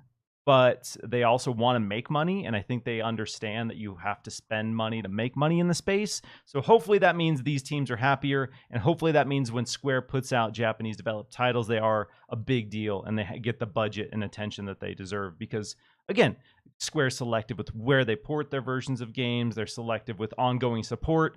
Chrono Cross infamously has not gotten an update, and people are very unhappy about the performance on that. And that has been out for months and months and months, and there's no word. So my hope would be that situations like that have a means of getting remedied, where right now they clearly feel like they just don't care enough to spend the money on it. Yeah, and it's worth noting also, and we talked about this earlier about like, like investors are pulling out of a lot of like their investments because they haven't recouped the costs. And, this is like sort of a response to that as well. So I think that it makes sense that they're trying to pare down, and in ways it's also like a little refreshing because you have so many companies buying up other companies right now and they're just like, "No, we're doing the opposite." And as far as I know, none of these like Western studios have gotten layoffs Yeah, or it like doesn't sound so like there's any major layoffs, which is nice. yeah, so I mean, it's always really scary to see a company, get bought up by another company because there's all that like insecurity of the future of that company. But Embracer owns Gearbox, it owns Saber Interactive, it owns Deep Silver and Coke Media or whatever Coke Media is called now. I know they just changed their name. Playonic. It's something also hard to pronounce. At least it won't Um, be confused with cock, which I think is yeah. probably their whole strategy. Or also not being, related to the, Koch brothers, always a really good Oh idea. yeah. Yeah, whatever they're called now. And as far as I know, like, those games are just still doing what they've always been doing, so, like you said, Embracer Group just feels like a pile of money. They're just a holding group. Because yeah, they're not a So publisher. I see some exactly. people assume they're a publisher, but they're not. Yeah, so it's also just, like, we don't know how this is gonna affect those studios in the long term, but, like, there's also, Jeff Grubb, this week also, said he's heard rumblings, from people within, like, Crystal Dynamics that, like, "Oh, maybe now we can go back to Deus Ex." The Now quote that was they want to do what Cyberpunk didn't or couldn't. yeah. 'Cause yeah. So yeah, and, like, that's still even he says, like, "This is very early talks, and God knows what this could like, maybe we never get a new Deus Ex." But it would be nice if we got a new Deus Ex because, like, I agree that Deus Ex does Cyberpunk as a genre way better than Cyberpunk 2077 did. So yeah, like this could be a net positive for those studios that got just like yeeted into space. Like Square Enix like looked at it and was like, "Nope," and just threw it in the dumpster. And then Embracer Group found it and was like, "Oh, let's clean Oh, this let up me a nurture. little. You have Soul Reaver? Come here, my sweet child. I will nurture you. I will give you the strength you need. We thought those Tomb Raider games were pretty good. It's okay. It's okay. Guardians of the Galaxy, very great. Don't listen to Square. You performed just fine, okay? You're great. You They weren't just the didn't problem. understand you. Yeah. It was Square Enix. So, yeah, like if Square Enix was struggling, like they had to figure out what they needed. I do think like focusing on Japanese focused titles is probably easier because Japanese They publisher, have the Japanese relationships studios. for sure. Exactly.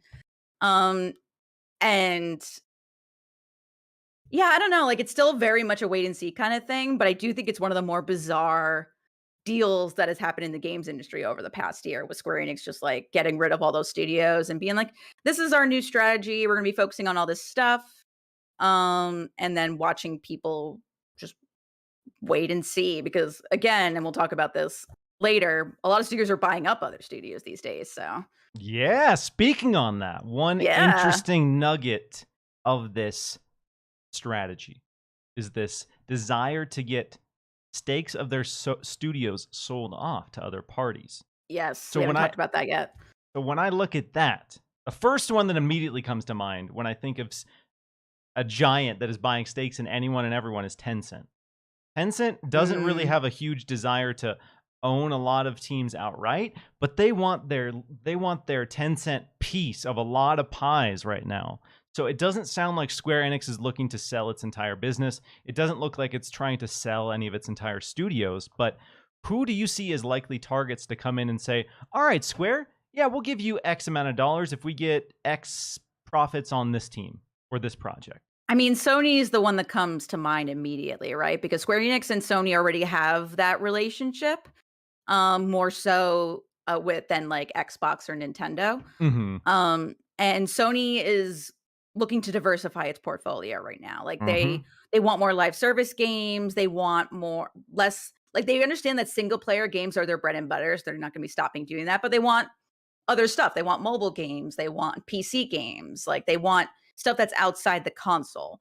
And that's why they bought Bungie, because Destiny 2, they want that live service experience so that they can make more live service games, and then they give Bungie the support they need to continue doing Destiny 2. So I think that's an obvious choice for Hmm. Sony to pick up stuff. Like you said, Tencent. Um, I'm completely blanking, but Tencent just like bought stakes in a whole other studio. Yeah, But now, I'm also blank. It was this week as well. It was yeah. another big chunk of somebody. And if you guys in chat remember, drop that. I know Oh, it it. was Ubisoft. Oh, that's right. Okay. Yeah, routers, reported, that Tencent is looking to have a bigger stake in Ubisoft because That's right. Tencent also has stakes in a lot of different big companies, but, like, never large enough for them to be, like, the owners of those companies. Except, like, Riot's, like, probably, like, the big, uh, different thing. Big exception to that rule. But, yeah, Tencent's looking for more in Ubisoft. So but, like, Tencent's also just, like, a really big deal in China. Hmm. Like, they own just a ton of companies that do really well in China. They're way more known there than they are here. Like, here, they just, like, own stakes in companies, but they're actually, like, publishing and doing stuff. So, like, I don't know what, like, that relationship is like with, like, a Japanese company like Square Enix, but, if, like, Tencent wanted that Japanese stake, that's an option as well. Um, I've seen Nexon also tossed around, and that's also a Oh, yes. possibility. Nexon's always one of those, like, companies, again, Korean, Japanese, a lot of, my brain just farted there. But Oh. and, like, Nexon also, like, has been, investing in a lot of companies as well in the area. Like, I think they invested in Konami, and Sega of at least within the past, like, couple of years. I can't remember exactly.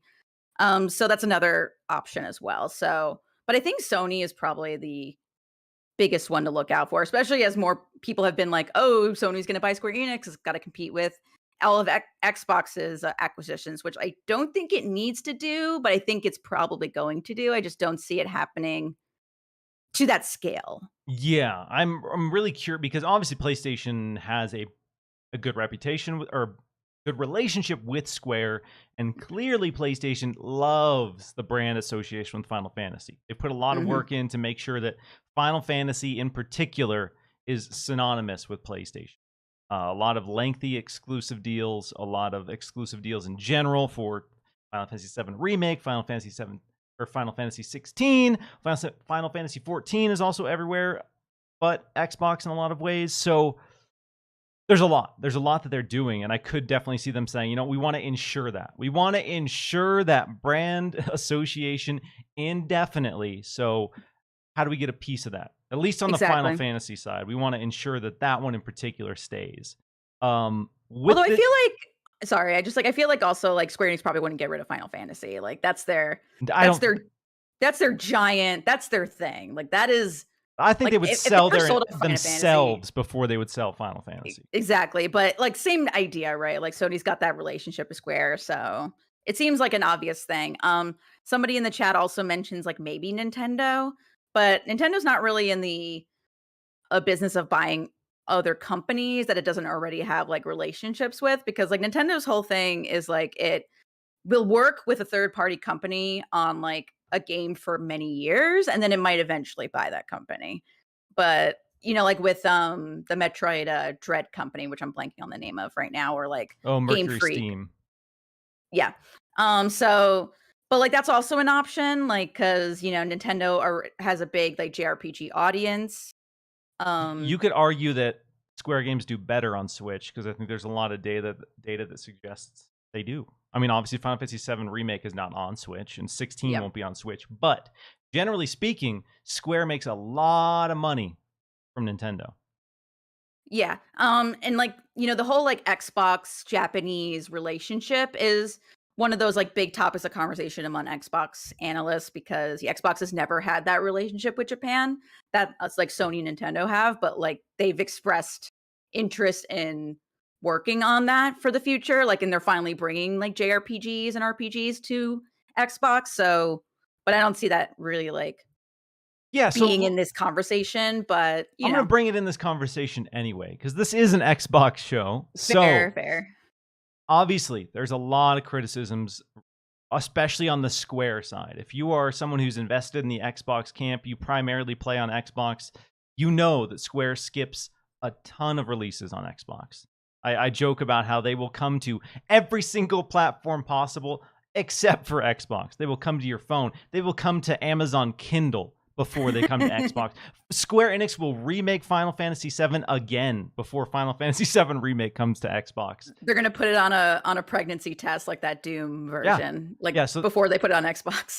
So that got me thinking, because again, this is a big conversation, just primarily in the Xbox bubble. And I don't think this is a huge reality, but I do wonder if Xbox should get involved with these conversations. If say Sony is coming to the table and saying we want that brand association with Square, do you think it would be wise for Xbox to at least approach Square and say, all right, how do we ensure that we're not going to be missing out on a ton of games moving forward? The Square's big. Whether you like Square games or not, that would be a big miss if this trend of Square games skipping Xbox just continues in perpetuity.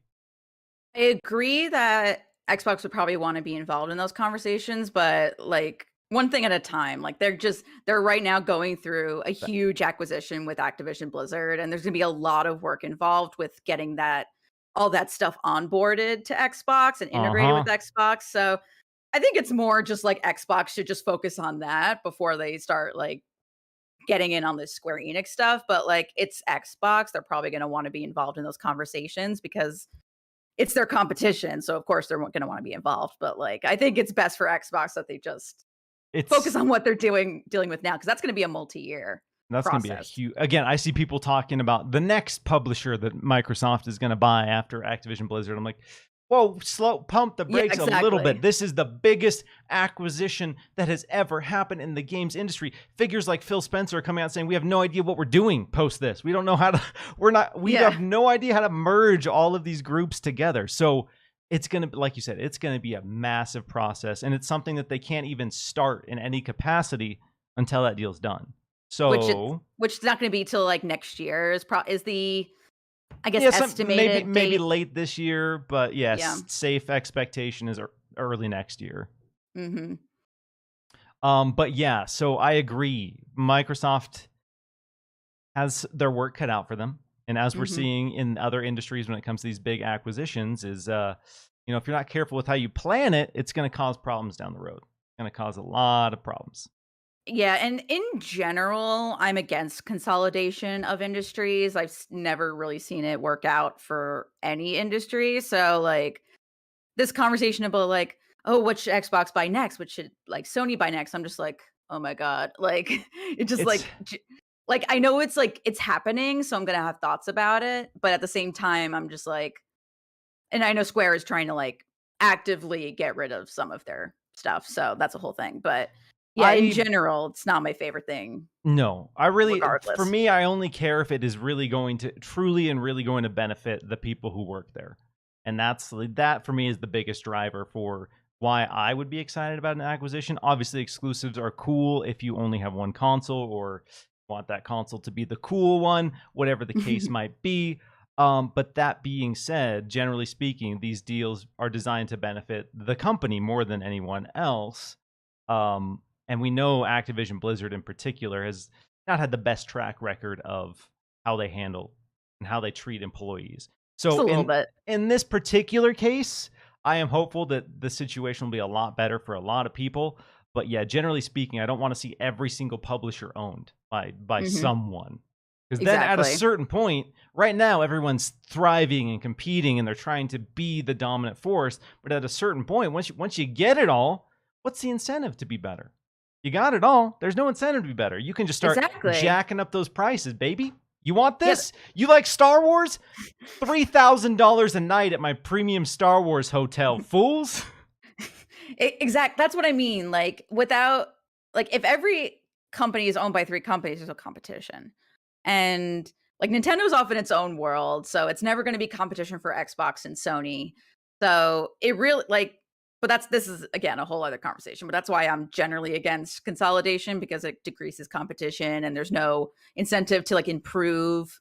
I mean, Xbox has shown that they're willing to listen to consumers. So that's a whole thing. But yeah, in terms of Square Enix, I know they're dealing with issues, financial issues right now. So they're looking to just sell off a bunch of different stakes. But where they end up will probably, I guess, decide the future of those stakes. And we don't really know what those stakes will be yet. They haven't said. They're just yeah, we're just selling off some of the stakes. And you can assume it's some of the stuff that's just not Final Fantasy related, not, tied to their other big franchises. So I don't know. We'll have to see where it goes. But I think Square Enix is making just some very interesting moves. I'm a little worried about it because, a lot of it just sounds like we're in trouble. We need to, course correct. Yeah, I agree. I don't think a lot of these moves strike me as something that makes me excited about the near future of Square.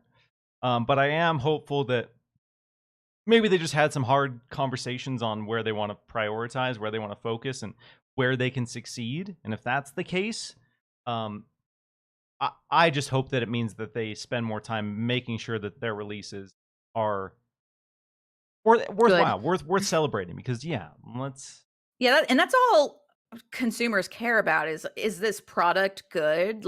Are you living up to my expectations as a player? I mean, granted, some players have really high expectations, but in general, all people want is a good game. They want a good product that they'll again, they're going to be spending $60-$70 on. It's got to be worth that $60-$70 to them. Yeah.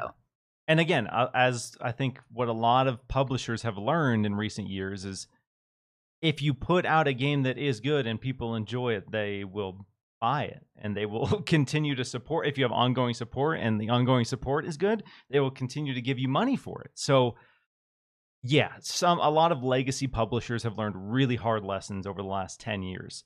And we've seen companies like Konami in particular who still haven't quite figured out how to come back from that when it comes to developing games. But they're at least having the conversations and moving towards potentially making good games again.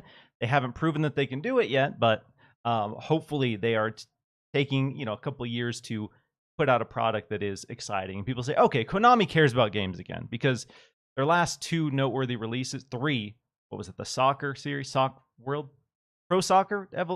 Sorry, I don't know soccer. I know what you're talking about, but I don't know the name. Konami's soccer game, panned into oblivion. Contra Road Corps, Metal Gear Survive.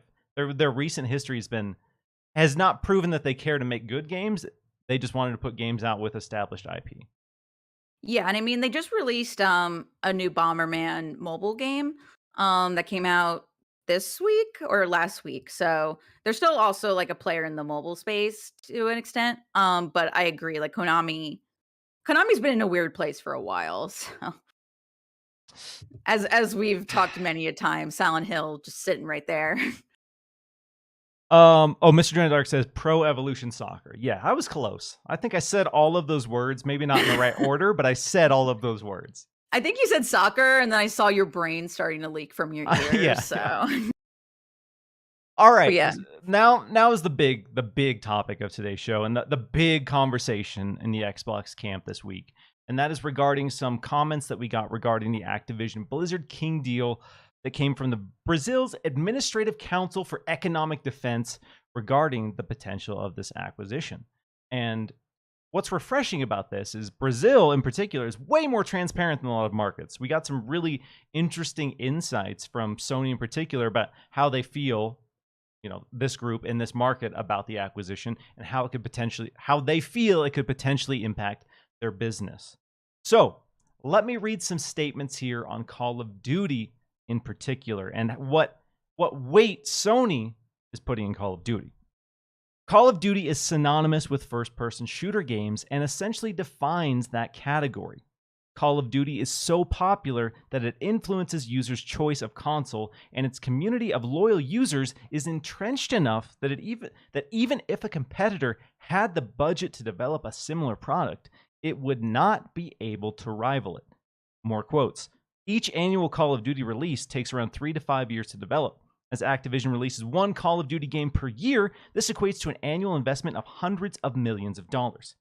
No other developer can devote the same level of resources and expertise in game development. Even if they could do that, Call of Duty is overly entrenched so that no rival, no matter how relevant they are, can catch up. All right, Carli, how much truth is there to these statements from Sony? Is there really not a world where anyone can compete in the first-person shooter genre with the juggernaut? The Call of Duty. The Call of Duty. I mean, there's truth to their statements because I can't really think of another franchise that does like single player shooters, multiplayer shooters, battle royale shooters, mobile shooters, and it's all in one thing. But like, you have like Fortnite as a big like for like shooter competitor, even though it's battle Mm-hmm. royale. You have like Apex Legends, again, another battle royale that's also now on mobile. You have Destiny 2. Mm-hmm. Um, so like there are shooters that are live service games that can compete with Call of Duty, but in terms of like what Call of Duty specifically is, like the only other thing I can think of that like might be as large is like maybe Battlefield, and we know what Not Battlefield's going through right now, not and recently, but yeah, I would agree. Battlefield is in that space. yeah, and there's like other games like like Killzone's a thing, and Warframe, and like there's like other titles that like are just like always just doing their thing in the background and never making as much of a stink as Call of Duty does, but still being like extremely successful and popular.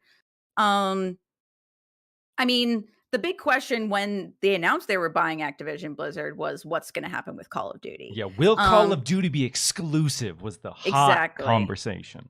Exactly, and, they've said that, like, for now, it's not going to be because Call of Duty has all these deals with PlayStation, and, like, PlayStation has always been, like Call of Duty's always been cross-platform, but Call of Duty has always had a closer relationship with PlayStation. They always get, like, sort of, like, little exclusives and things like that, so or, Yeah, there like was like a shift. There's been this interesting back and forth because 360 era, Microsoft locked down all the like exclusive maps. You get this map first kind of deal. And they set that precedent of exclusive Call of Duty content. And then they Mhm. lost that. And PlayStation's been pushing that hard. And so there is this clearly both platforms see tremendous value in exclusive Call of Duty content. Yeah, and, like, of course, PlayStation's worried. This is a giant acquisition. With this, like, Xbox is not only gonna own Call of Duty, but it's gonna also have, what like, all the Blizzard stuff. It's gonna have, Activision's whole, uh, catalog. Like, I know Activision right now is just a Call of Duty studio for all intents and purposes, but there's a lot of stuff, like, in the catalog that they can put on X Game Pass or Xbox, backward compatibility. So like of course Sony's worried. Like they're gonna be losing a huge, game that they have a relationship with this deal, and they still don't really fully 100% know what that's gonna look like.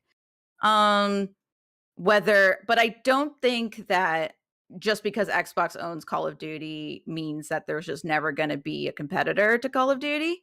Um, as we've seen also, like, Activision needs to course correct on Call of Duty because they also had their financials this week, and, uh, across Activision Blizzard, they also didn't do well for their Yeah, financials. huge year over year losses. Yeah, I think it was, like, almost $1 billion.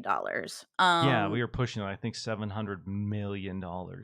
Yeah, but and, like, a lot of that is attributed to, like, how not well Call of Duty Vanguard did. Hmm? Um, but, like, they have Modern Warfare 2 coming out in October and Warzone 2.0.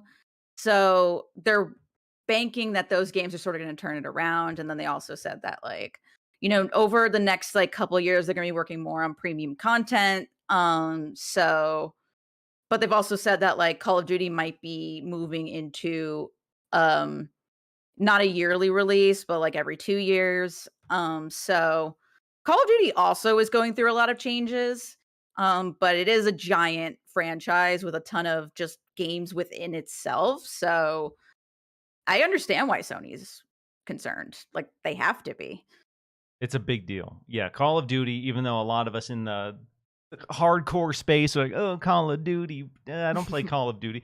Yeah, we're in the minority of people who play video games, really. If you don't play Call of Duty, it is a big deal for a lot of people. And that's why you have PlayStation making these comments saying, we can't compete. You shouldn't do this because again, they don't want the deal to go through. This deal going through does not benefit them in any way, shape, or forms. Exactly. So if they can leverage some of the realities, quote unquote, they're stretching what the facts are or purposely omitting facts to push the narrative, but there is some truth to what they're saying in this case. And Call of Duty is huge, and there was a period of time where every single year somehow a Call of Duty would come out and make more money than the last Call of Duty, and they were just Y- doing it over and over and over, and you couldn't stop it. The games weren't Yes. even reviewing well, and they were still selling well. Yeah, only in the past couple of years has that started to, like, go down again, and with Vanguard selling not super well because it got, like, pretty mediocre reviews, like, it's just like, "It's another Call of Duty game, woo," which is, I Whoa, guess, yeah.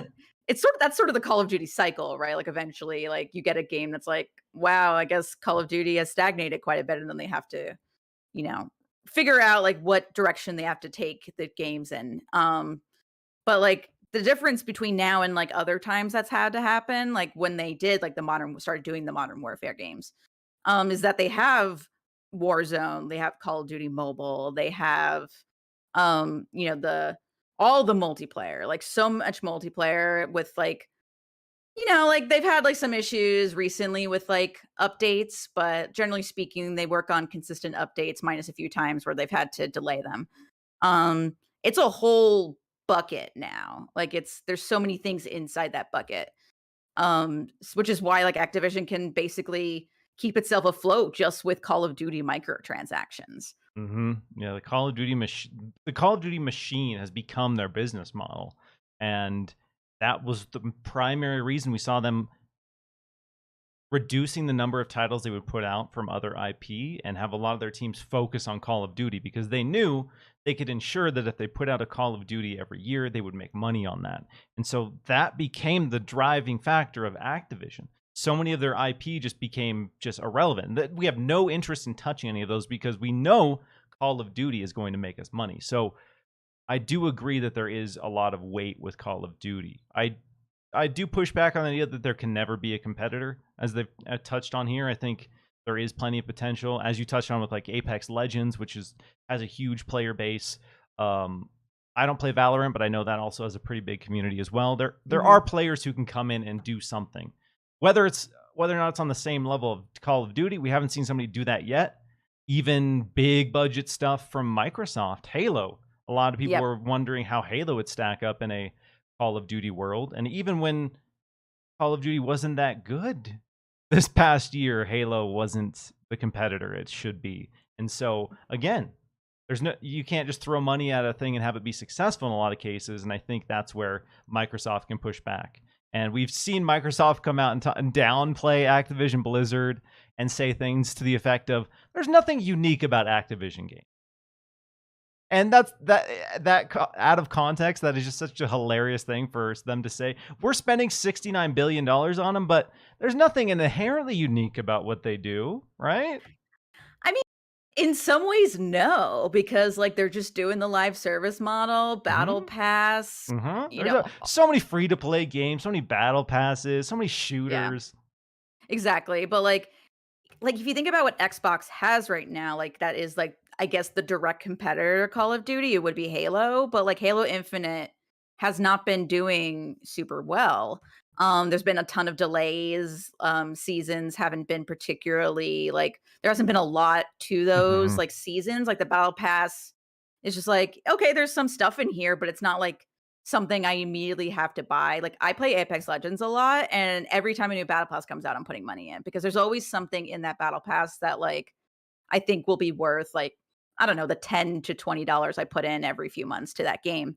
But so like when Xbox is going to get Call of Duty, it's going to have a unique thing. But I don't think it's necessarily the most unique thing it can possibly have because there are so many like Fortnite is freaking Fortnite, and that's probably, like, the closest thing we have, Mm-hmm. And no, that is gonna stay its own thing. It's never gonna be bought by Xbox and play or Sony or whatever, but, like, watch that happen. Woo! Like, yeah, watch it. Like, Sony buys Epic Games and the whole video game industry just, like, loses their minds because who knows? We weren't expecting Activision Blizzard, and look what happened. Yeah, at this point in the industry, I'm at the point where I won't say never to anything. Really, there are things that I think are unlikely, probably won't happen, but the last few years have taught me that really anything's possible. If somebody has enough money and people are desperate enough or in a situation where they feel like this is the way to fix that, Fortnite. Like, Yeah, I don't think it'll be an exclusive to anything, but I could see someone maybe. I don't know. Epic's so big. Who buys yeah. Epic? Who buys it? Epic's so That would massive. be a very expensive deal if somebody tried to buy Epic Games, but yeah, I don't think Tim Sweeney would ever let that happen anyway, because Tim Sweeney wants to do what Tim Sweeney Just wants to even for his do. own ego, is and maybe when he leaves, but yeah, Yeah. Tim Sweeney is he's a figure. Epic's He's a Epic's the character. rebellious, they're doing what Down other with Apple's bad, Epic's good. they take too much money, so we're gonna just break our contract with them and wonder why we're getting sued.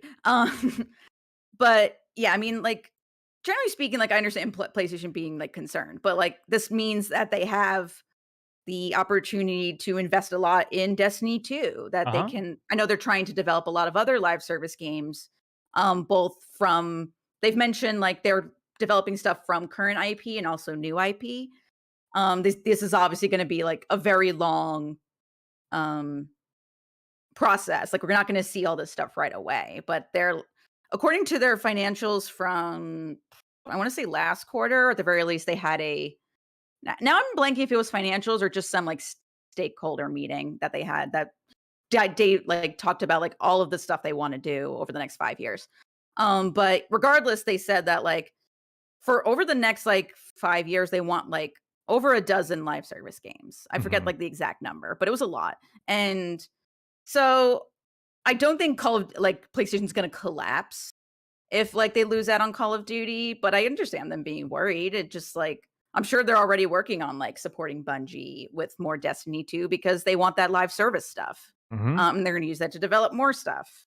So, I think PlayStation would be fine, like, they got their own plans, but, like, And really with these kinds of deals, you're gonna ask the competitors what they think. exactly. Yeah, PlayStation, I think in the grand scheme of things, if they lose, I don't think they'll lose Call of Duty, but if this deal goes through, um I don't see that being a huge problem. I do have questions about the future of exclusivity. Xbox has kind of made it sound like Call of Duty and some of these other properties will stay multi-platform. And as we've seen with Bungie, um, clearly these big publishers, even Microsoft and Sony, are willing to, if it means more recurring revenue and it means they can support exclusive content or support the platform through this revenue, that it doesn't have to be exclusive. But that being said, if you have to pay $70 on PlayStation or you can play Call of Duty every single year through Xbox Game Pass, that's going to pull people. And that's where Yep. Sony's worried. I think more than exclusivity, they understand that Xbox Game Pass with Call of Duty, you will get people who subscribe to Xbox Game Pass who maybe were PlayStation loyalists. Like, I love Call of Duty. I want to play Call of Duty.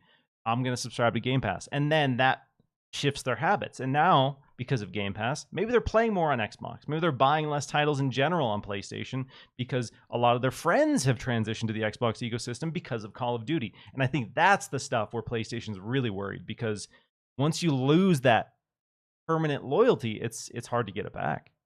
Yeah, and that brings up a good point that's about, like, what is exclusivity even gonna look like over the next, like, rest of the console generation? Because, exclusivity, sort of like the importance of it goes up and down. Like, sometimes, like with last console generation, it was a huge point in, like, one console's favor over the other. Uh-huh. Like, Sony had those exclusives. And that's why you bought into the Sony ecosystem, because it had, like, God of War, Horizon, Ghost of Tsushima, like, all these, like, really great single player cinematic games. Last of Us is another one.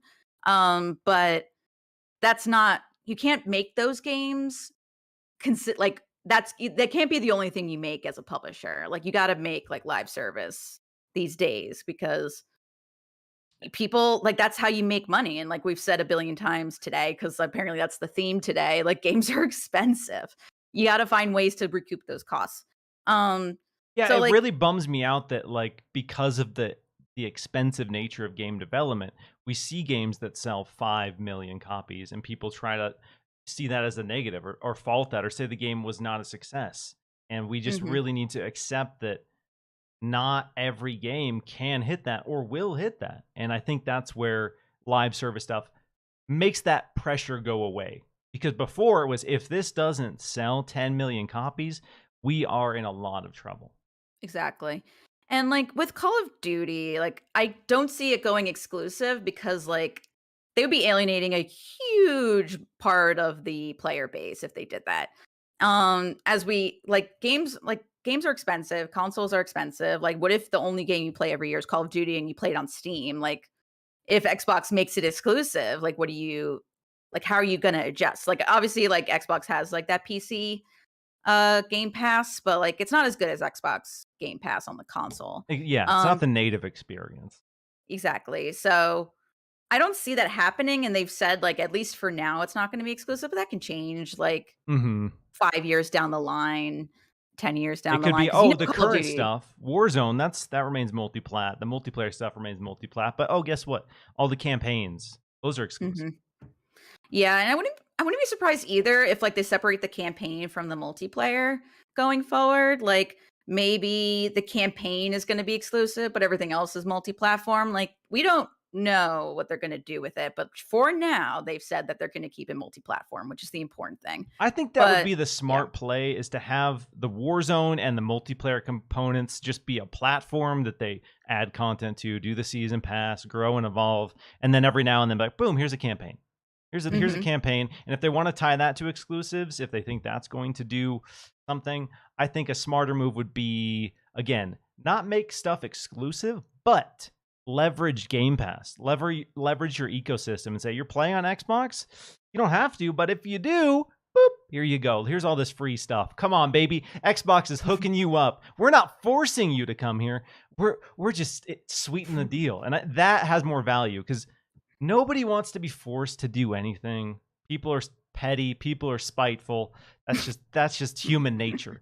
And so if you force the Connect being forced bundled with the Xbox One, Xbox will never ever ever live that down for some people. You made me No. buy this thing that I didn't want and so I hate you. Or I To be fair, didn't that was really bad. it was not a smart move. No. And again, they forced it when it was an optional when it was an optional piece of hardware, smashed Guinness Book sales records.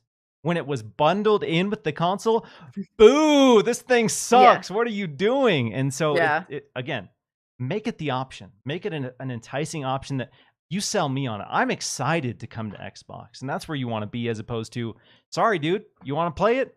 Peace.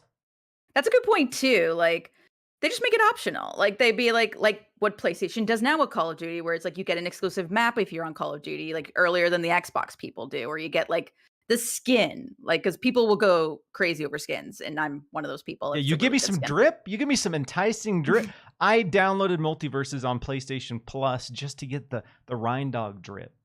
You know, it's a free to play game, but they hooked it up with PlayStation Plus exclusive content. I was there, baby. Let's go. Rhine Dog makes me laugh so hard because Multiverses has this gigantic catalog to pull from, and they're like, here's an original character. OCs, baby. And I'm just like, okay, like cool. Sorry, I Do your think it's thing. sorry. Apologies. It's Rain Dog. It's Rain dog. Oh, reindeer and dog. R-E-I-N, right, because it's got reindeer antlers, right. Yeah, I kept saying Rhine Dog, and people are like, no, it's a reindeer dog, and I'm like, oh, Rain Dog. Okay, I get it now. And I was like, yeah, Rhine Dog, because I haven't played Multiverses yet. And I'm just like, yeah, Reinhardt from Overwatch. Um, Yeah. but yeah, in general, like I think Xbox would the good thing to do would be to have like a couple of exclusive things if you play it on Xbox, but generally speaking, keep it multi-platform because to do that would just lose them money, I feel like. And yeah, Again, as long as you're playing Call of Duty, Xbox is getting money in the end. So if that means because Xbox still wants to have exclusive games, but if Call of Duty is just a means of Xbox having even more money to put into other games, other IP, other new ideas, let's go. You know, Mhm. I'll support that as a smart business move. I'm not a big Call of Duty player myself. I Me understand people neither. are excited, but if that means Xbox has more money to make better, cooler games, all right. Keep it Yeah. multi-platform. Keep it just a strong sub business within your business. Yeah. So, yeah, I think as long as, like, they just make, like, Xbox stuff more enticing and they keep it multi-platform, I think that's the way to go. And I Exactly. it seems like they sort of know at the very least, like, from what they've said, like, keeping it multi-platform for at least a little bit, like, they'll probably just end up keeping it multi-platform. If they make it exclusive, I'd kinda be shocked, to be honest. The comments from Brad Smith to me seem almost definitive that it will Mhm. not be that it will not be exclusive because they've been obviously very worried about this deal going through and they want to ensure that this deal goes through, and that's a means I think of appeasing people who are concerned that they're going to have that exclusive content or pull content from other platforms and make them non like PlayStation where we won't be able to compete. But if you say, hey, we own it but it's on PlayStation, whatever, you can't complain. Yeah. And You then still get money. if again, not that this is an idea I'm thrilled with, but that makes it much easier if Xbox down the line sees another opportunity to scoop up a publisher. If this deal goes through well, they don't lock out a bunch of content, there's going to be less hoops for them to jump through when they look Mhm. to buy somebody else. But if they come in and we told you one thing, but actually we're doing this, the next deal that they try to do is going to be way more complicated. You're going to have way more scrutiny because PlayStation is going to dig up those examples of Brad Smith saying this is going to remain Mhm. multi-platform and say they lied. Microsoft is evil and they will lie to your face to get this deal through. And that's Yeah. again, so Yeah, but I just personally never like, things change, companies, like, that large change, especially when mhm, leadership changes, like, we see that with, HBO Max right now, like, they had these plans, they merged with Discovery, the new CEO old CEO out, new CEO in, entirely different strategy, so, like, things happen. So exactly. it's one of those things, that's why I haven't said, like, "Oh, Call of Duty is gonna remain multi-platform until the end of time," because you never know, but Exactly. Never say never right now. Things like you said, businesses change, demands change, what you can get away with can change. So, Mhm. yeah, I'm in the same camp. I won't say never. I will say I don't expect it. That's not my expectation Yeah, from Call of Duty. But exactly. if they do it, then I don't Yeah. know. Also, who knows what Call of Duty is gonna look like in 5 years?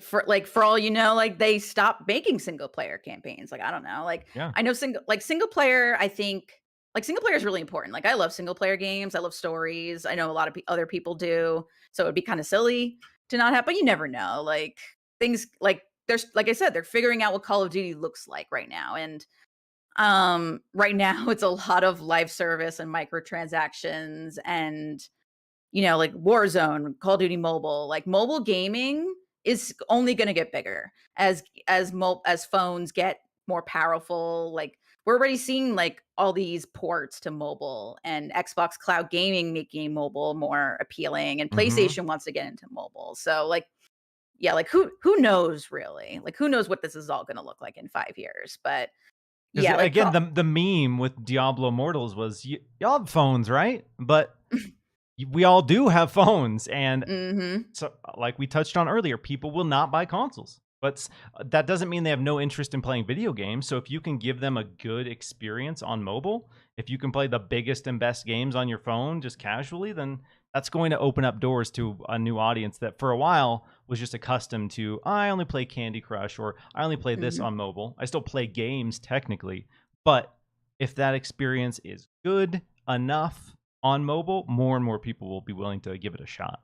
Yeah, I always think about so I before the pandemic, like I live near like a high school, so like at a certain time you'll see all the high school kids just like at the Starbucks, like at like some of these restaurants that are nearby and they're just hanging out. And I went to Starbucks once and there was like 5 or 6 like teenagers like sitting around a giant table and they all had phones playing Call of Duty Mobile with each other. And they were just like and this was years ago. Um and that's only gotten bigger since then, and that was, like, the first time I really was like, "Oh, like, teens, like, the younger generation who are used to playing things on their phones, because that's like, they've had phones forever. Like, that's the audience." And I guess they come of age, I think things are gonna be on mobile. So, like, I Mhm. saw that and that was the moment I was like, "Oh, People do this is like, a real I'm thing." I'm the old fart here, like, I'm the Yeah. exception now, like, I'm just the old head who just dedicated hardware, you freaking it's like we're gonna be like the people with our vinyl system. We have the nice vinyl record player, we have the stereo system, we go all in, and there's a bunch of people just listening on, like, the shittiest headphones possible on their phone. Okay, but, like, vinyl came back, so I'm no, I'm just saying, I know, it did yeah, come and, like back.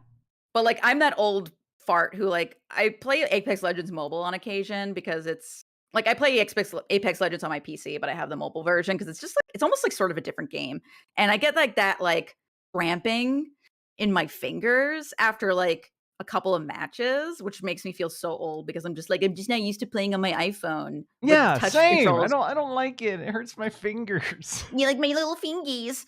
But some people are just really used to that because they grew up that way. So, like, Call of Duty Mobile, and I know they're bringing Warzone to mobile, or, like, that's sort of the plan. So, like, Yeah, yes. I see young 5, 6-year-olds just playing on tablets. And like that's not Mhm. how we grew up. So yeah, like you Nope. said, you're probably used to it. And then we have these 5, 6-year-olds who are just gonna dominate on touch controls when big games come. And I'm just over here with mouse and keyboard trying to get my advantage, getting rocked. And like, oh, okay, I'm well. just imagining, like, a kid come up to you and be like, "Oh, you're so retro playing on your PC with your mouse and keyboard.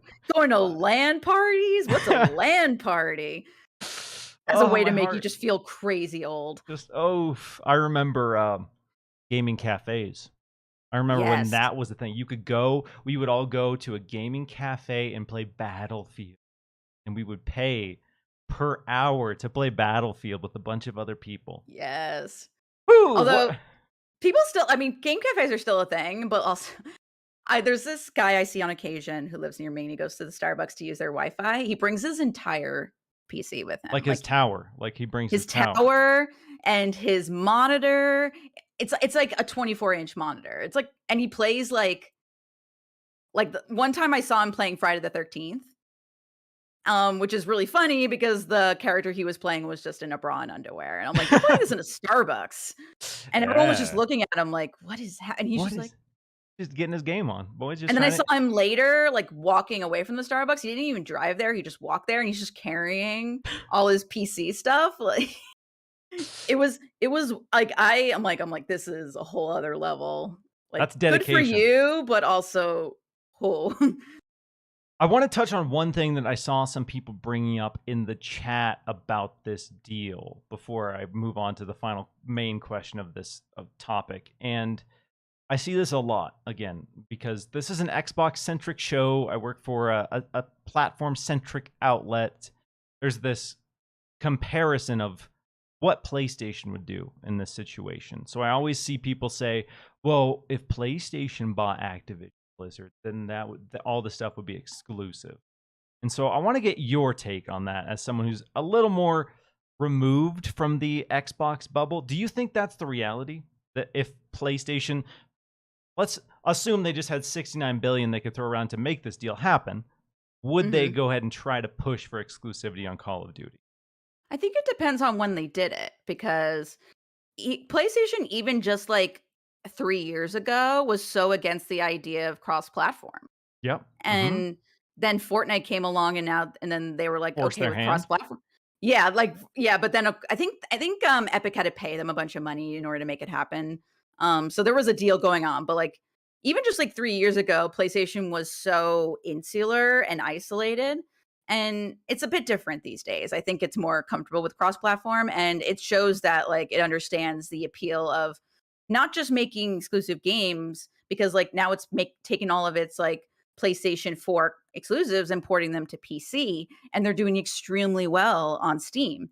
Um, so I don't know. I don't think so, to be honest, especially for something like Call of Duty, which has a huge multi-platform audience.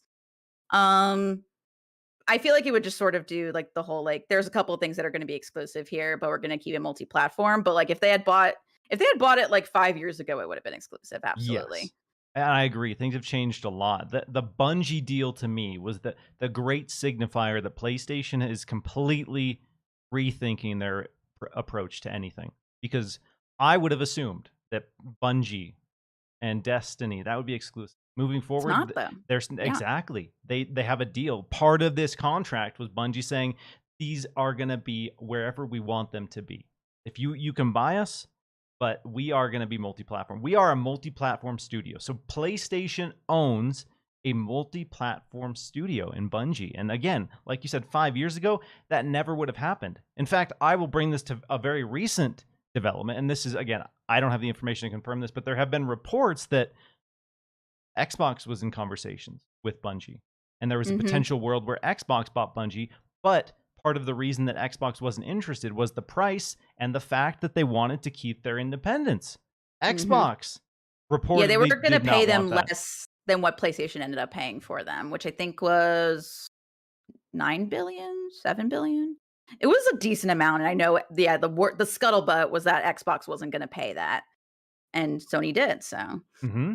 Yeah. So again, we talk about what Xbox would do, what PlayStation would do, and in this day and age, in this climate, we don't know. They're both willing to reevaluate how they do their business if it means that they will have a more sustainable business moving forward. PlayStation, known for their single player exclusive bangers, single player only. PlayStation cares about single player games and Xbox doesn't. Now PlayStation's come out saying, "Dear God, we need games as service. We're putting out 12 in the next 5 years." So yeah, and that they're taking, like, Last of Us and, they're gonna have, like, the multiplayer Last of Us experience, Mhm. and, like, that might end up being multi-platform because that's what you do with multiplayer games is make them multi-platform. So like who knows really what's going to end up happening, but yes, PlayStation has said like many many many times that like then the strategy of the company over the next few years is going to be expanding into as many areas as they can. Like they have PlayStation Studios, so they're going to make movies and TV shows. They're going to do mobile, they're going to do PC, and they're already doing PC to great effect. Like Days Gone, I feel like did better on PC than it did when it released on PlayStation. God God of of War War was is really doing great. Yeah. yep, Death Stranding, I bought on PC even though I own it on the PS5 or PS4. But it plays on my PS5. So like I think they're just going to continue doing that. I don't think they're going to be like no, we're exclusives. Like no, like they've said that like we see now that like being on many platforms is good for us. And whether that means like they release a game on PS5 and then it comes to PC later or whatever, like it's going to not be as exclusive as it used to be anymore. Yeah, the times they are changing. Things are a lot different than they used to be, and it makes things a lot more interesting, quite frankly, because I had people telling me there would be no world when I would come on this show a year and a half ago and talk about PlayStation games going day and date. People were like, "No way, dude. PlayStation would never do that." And now I think that is not only a possibility, but I think that is inevitable. I think 6 months from now, going into next year, we are going to start seeing PlayStation games consider doing day and date. We had the announcement for the Last of Us remake that came out and said, it's not going to be ready on day one, but there is a PC version that's coming soon after. So that shows me Mhm. that they are taking those steps to make sure that that PC version is coming out soon because they tested the waters and they have found out that, shocker, more people will buy your game. It's not taking away. You're not selling less copies on PlayStation. You're just selling Mhm. more copies on PC to people who would never buy it on PlayStation. As long as it's a PlayStation Studio, PlayStation's getting money. Yeah. And I think they've realized that, especially like in the pandemic when people weren't buying consoles because there weren't any. It shows that like you can still make money just by having games on multiple platforms. Cause like, like if it's a third party game, it's a whole different story. But if it's like a PlayStation Studio first party game, as long as you're releasing it, like PlayStation's gonna get money. So like, I think that's all that like I hope that's like all they're gonna care about going forward because I think that's the right call. Mhm. But we'll have to see how it goes. But I really do think they're gonna stick to that. Yeah. And again, like exclusives are important for the platform more than anything else. They're not so like a lot of people on the player side get invested in exclusives, but inherently they're designed to get you to buy a console or get tied into the console. So from a business standpoint, it's exciting. But for me, with any games as a service now, I wouldn't care if Sea of Thieves was on PlayStation. Sea of Thieves is massive. Sea of Mhm. Thieves is a humongous IP for Xbox. Imagine if they said, "Here you go, here's a PlayStation version." If they did Yep. that, that game would be even bigger, and Microsoft Yep. would be sitting back, just swimming in cash from game sales and microtransactions. So again, Yep. ultimately, it would take development costs, but in the long term, they would just be making more money. So I do wonder if, like, I'm looking at stuff like Pokemon Unite, The Last of Us factions. What's going Mhm. to be the first one, even Halo Infinite? What's going to be the first one that comes out and says, you know what? Pokemon is on Xbox. Here you go. Pokemon Unite, free to play game on Xbox. We don't care. We understand people are going to play it. They're going to spend money wherever it is. We're just going to go wherever it is and make the version. Do you see, who do you think would be the first publisher to make that move and just say, I don't care. Master Chief is on PlayStation. I don't give a damn. But It would not be Nintendo. Nintendo is like Pokemon is Nintendo. Like you bet you're buying a machine. We're gonna put out the Switch Pro alongside our next Pokemon game, and it's only gonna play exactly. on the Switch Pro for $500.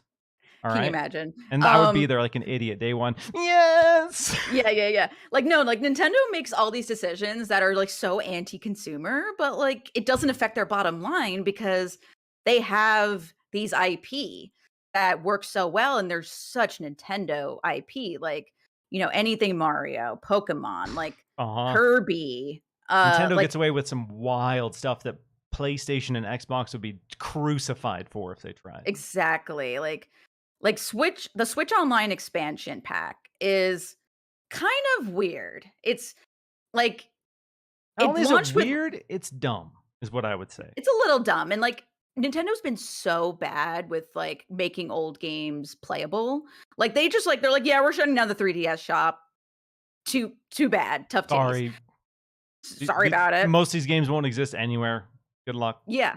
Like they don't care about backwards compatibility like Xbox does. And like Sony doesn't really either, but Sony's a bit more complicated because of the huge difference in architecture between the PS1 and 2 and the 3.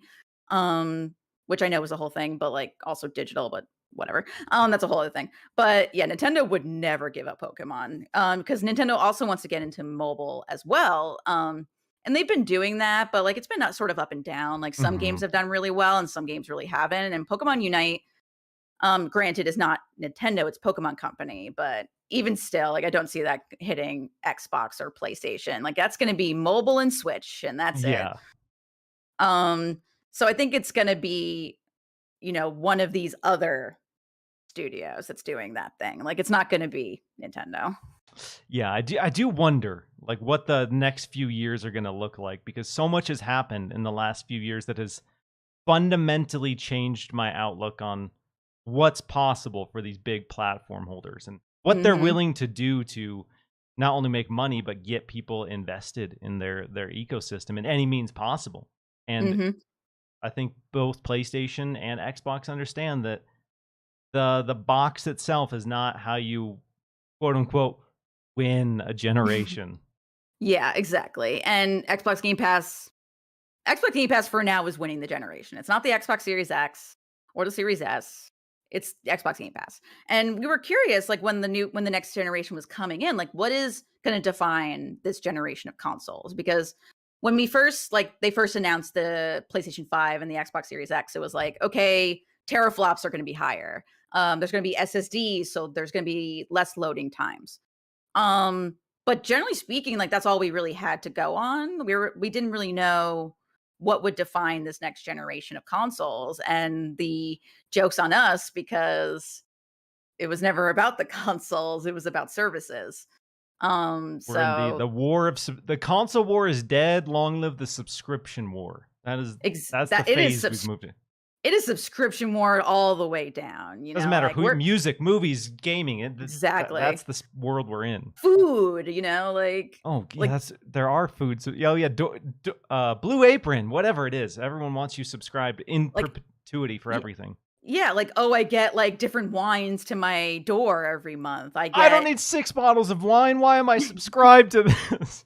like, the amount of like, I keep getting ads for this, Japanese snack subscription box on my Facebook, and I always see it, I'm like, "Oh, do I wanna pay $50 a month for different Japanese snacks every month?" Tempting. Um, so either way, like, yeah, console is important, but like we're in subscription era, baby. Like it's all about how many subscriptions are you gonna have? Are you gonna have 5? Are you gonna have 10? How are you gonna handle when you cancel subscriptions versus when you don't? Like, like I feel like right now it's a matter of like, okay, I looked at my bank statement. Which one of these subscription service can I cancel for now? Because like, like, oh, like I used to watch Deezus and Mero a lot, and that's why we had a Showtime subscription, but Deezus and Mero broke up, so there's no more Deezus and Mero anymore, so we canceled our Showtime subscription. Or like people being like, I watched Ted Lasso on Apple TV Plus, but like nothing else. So like as soon as Ted Lasso's done, I'm canceling Apple TV Plus. So like life right now is just juggling subscription services. It is, and I've had those conversations a lot recently. I signed up for Paramount to watch Halo. Paramount Plus is low key the streaming service we use the most right now. It's got some bangers on it. Mhm. It's that's the one that has all the Jackass movies, right? Currently, Yeah, I just recently watched all the Mission Impossibles. I think all but one of them are on Paramount Plus, and then I was watching Drag Race All Stars, and then after Halo, we watched Star Trek: Strange New Worlds because all the Star Treks are on there. Like, and then it's got like a lot of old Comedy Central shows. So I was watching Detroiters. So like Paramount Plus is like the subscription service we use the most right now, which is crazy yeah, to that one say. ended up being surprisingly good. Peacock is one that I canceled immediately. I Yeah, I forgot don't have why we Peacock. signed up. Oh, Eurovision. That's why we signed up to watch Oh, yeah. Eurovision this year. And then Yep. we're like, all right, cool, peace. Good luck to you. But yeah, like I've gone through and canceled some subscription services and been like, do I need this? Do I use this? We used to have the AMC Stubbs A-list where you would go see Oh. movies in theaters. We were using that consistently for a while, but then we're like, that was $50 a month for the two of us. And Yeah. Plus, like AMC, you're just like, I go to you because you're the closest theater, but I don't like it. Because you give me 30 minutes of trailers before the movie. But Maria Menounos, she's such a legend. She's such an icon. I always get in right before the commercials end. So I only thing I know about Maria Menounos at AMC is when she goes, I'm Maria Menounos, and you are watching Newvies or whatever. Newbie. What's new in entertainment? Yeah, and then to be fair, like you pay for AMC stubs these days to get the Nicole Kidman intro before your movies. So she re-signed. The big I question is, know. are we getting a hot and fresh new Nicole Kidman spot? I hope not because it's iconic, and I love being in LA because I don't think I can get this experience anywhere else. When I'm in an AMC theater in LA, in certain parts of LA, specifically like Burbank, and that commercial comes on, people cheer, they scream, yeah, they like some of them will like, quote it alongside Nicole Kidman. It is an experience, and it's beautiful. I'm like, oh, look at us, people coming together over a shared beautiful thing. Even heartbreak feels good in a place like Even heartbreak feels good in a place like that. I love it. It's so good.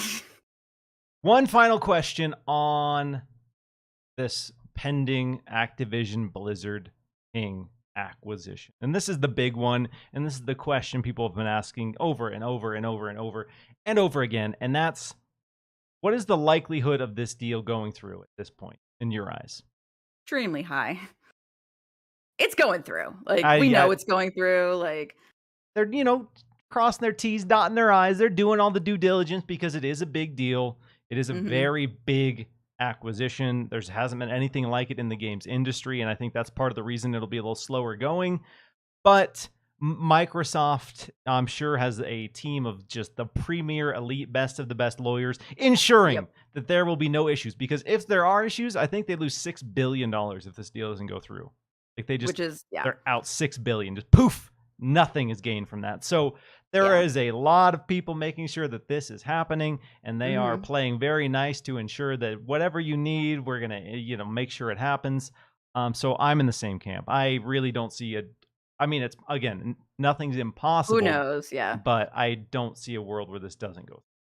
And like the key complaints from politicians in the US about this deal hasn't really been, they've talked about like the competition aspects of it, but the main thing has been Activision Blizzard's troubles. It's been sort of like, don't let them off the hook for all the harassment stuff, the union busting, and like how they treat their workers. So that's like really sort of been like there was a letter of like many months ago from like, Bernie Sanders, Elizabeth Warren, and they were like, we know you're going to be looking at this deal. Please take note of what Activision Blizzard's up to. And that's like sort of the big conflict with this deal on the governmental bureaucratic side. But like otherwise, like there's been like, besides like, these statements from PlayStation, like generally speaking, that there hasn't really been a ton of conflict in regards to the deal. So plus like the US doesn't, to be honest, doesn't really care about Yeah, that concern would have to ignore the entire film industry. You exactly, can't like, they let allow this Disney to exist and be like, "Oh, sorry, Xbox, you can't do this." exactly, like, they let Discovery and Warner Brothers merge, like, they're gonna let this through, it's It fine. Yeah, by comparison, this is such a small percentage of the number of possible IP and studio compared to a deal like that, where it's, "Look at our web. We have hundreds and hundreds of things under us." You have your Comcast, you have your Disney, where if you look at what they own, it just makes Microsoft look like this obscure piece of just nothing. Yeah, pl like, no matter what you say of Call of Duty, like, Call of Duty is huge, like, it's multi-million dollar, maybe billion-dollar industry just on its own. There's Marvel, though, like, Marvel and Star Wars and Disney all like, makes Call of Duty look like peanuts, like, Call of Duty is nothing compared to the Star Wars, Marvel, Pixar, Disney juggernaut that No. basically runs entertainment practically right now, so Mhm. Yeah, yeah. it's fine, Xbox is fine, it's gonna go through. Yeah, they're gonna be just fine, and again, I do like we touched on earlier, I do believe that Microsoft is going to be a lot better about, the union. They've already come out and said that, "Hey, we're not gonna interfere with any sort of union activities. We will support Mhm. any unions in place, and we will allow anyone who wants to form a union to form a union."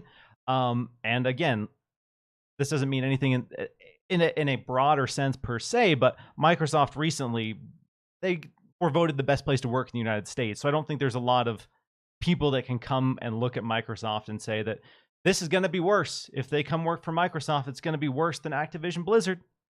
I Yeah, do I I do mean, want people like can't be worse. Bobby Kotick to be sued into oblivion. That would be my ideal world, as he just gets sued into nothingness and fades Mhm. off into obscurity. That's what I want. But Yes. this is America, baby. If you are on that level and you do something heinous, you get a nice little golden parachute and you get to just retire. If that's Yep. if that you can be a scummy, horrible, disgusting person your entire career, and then you can get a nice buyout and just be on your way. And that's Exactly. do I love it? No. No. Do I want It's America, consequences? baby. Yes. More than anything, but will I get them? No, because I don't get God what I bless want. America. I mean, look at, like, the Alex Jones stuff right now, right? Like, he was ordered to pay, like, 44 million in, like, punitive damages for, like, all the shit he put the Sandy Hook parents through, but, like, because it's in Texas and there's a cap on how many punitive damages you can actually pay, it's not gonna be 44 million. It's not even No. gonna be remotely close to 44 million, and he's just gonna keep appealing it anyway, so he's never gonna pay that money. So, like, this is America, like, there's no Let's go. consequences. Yes, Elon Musk is still a thing, like, there's no consequences. Xbox will be fine. The deal will go through, and Mhm. my hope is that I can't imagine that Bobby Kotick is still an employee No. once this goes through. If But he's he gonna get a is nice payout. if he is still around, I will be loud. I will be very, very loud about that Oh, because everybody's gonna be loud because that guy sucks. And, allegedly, I guess. yes, But allegedly. Sorry.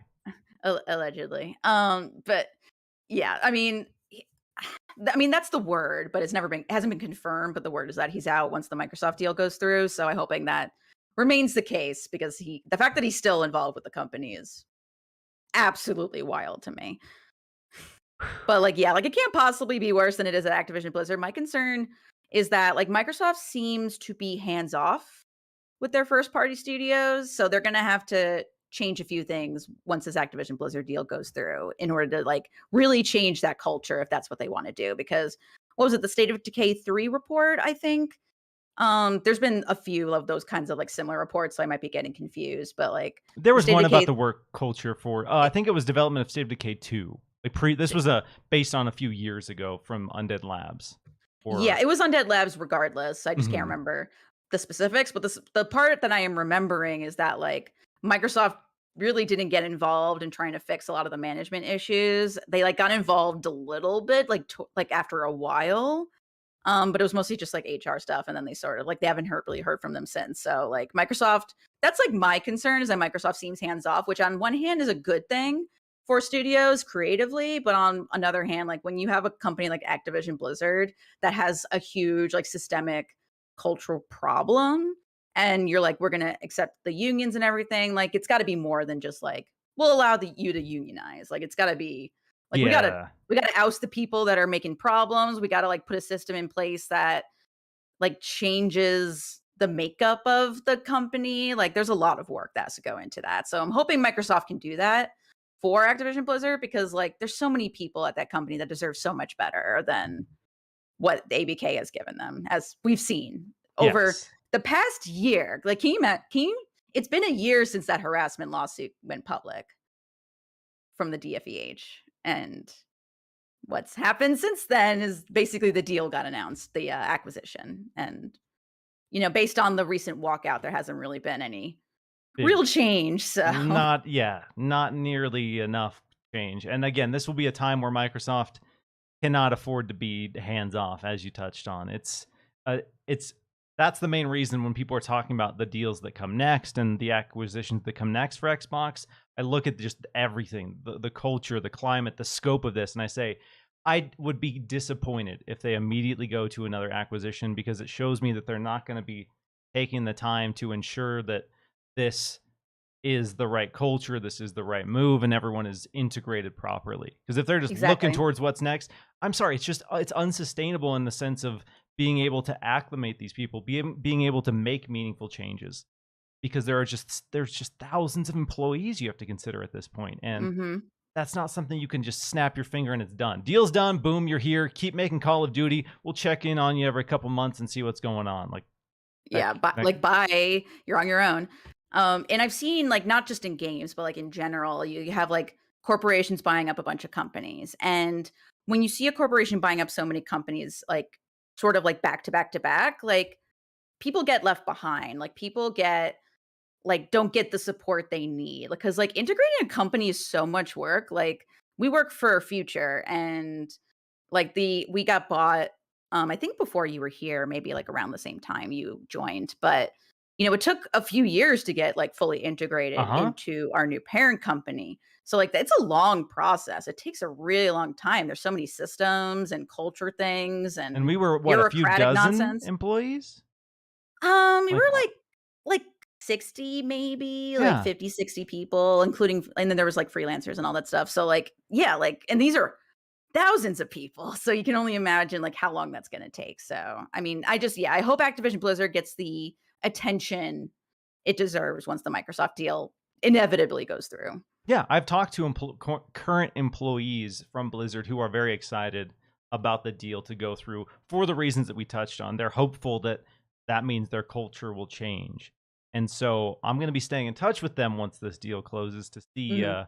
how that culture changes, what they're trying to do to implement that. Because again, I want to be hopeful and I want to be, you know, I'm forever an optimist. I try not to think Yeah, the worst of eh, people and situations. So I want to feel that this is in the best interest of a lot of people. But Microsoft and Xbox will need to prove that to me.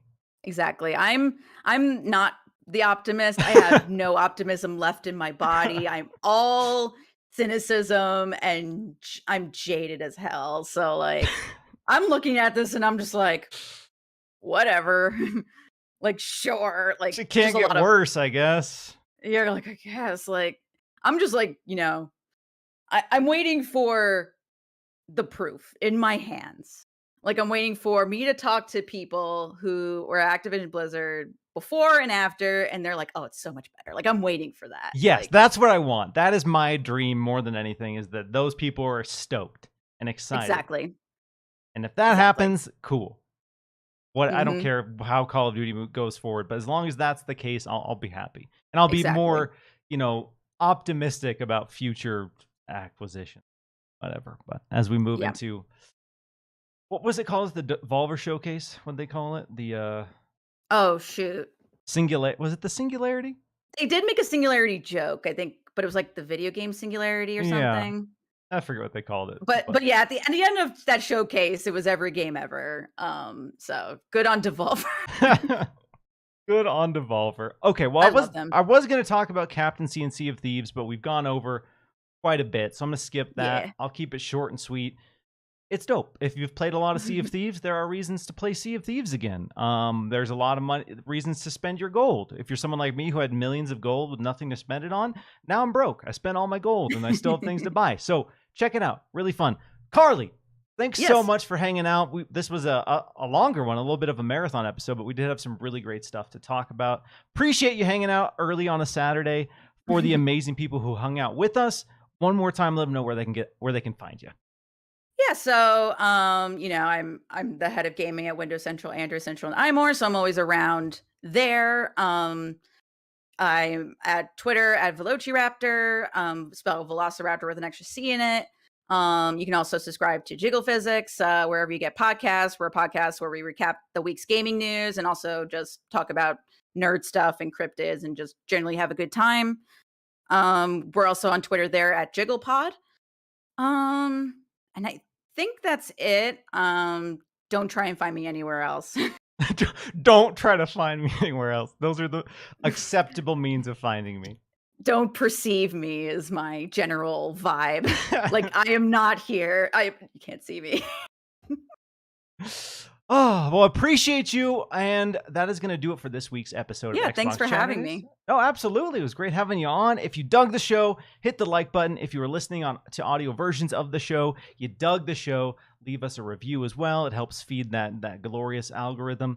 And in the meantime, have a fantastic weekend, and we will catch you next week. Take care, everybody. Bye.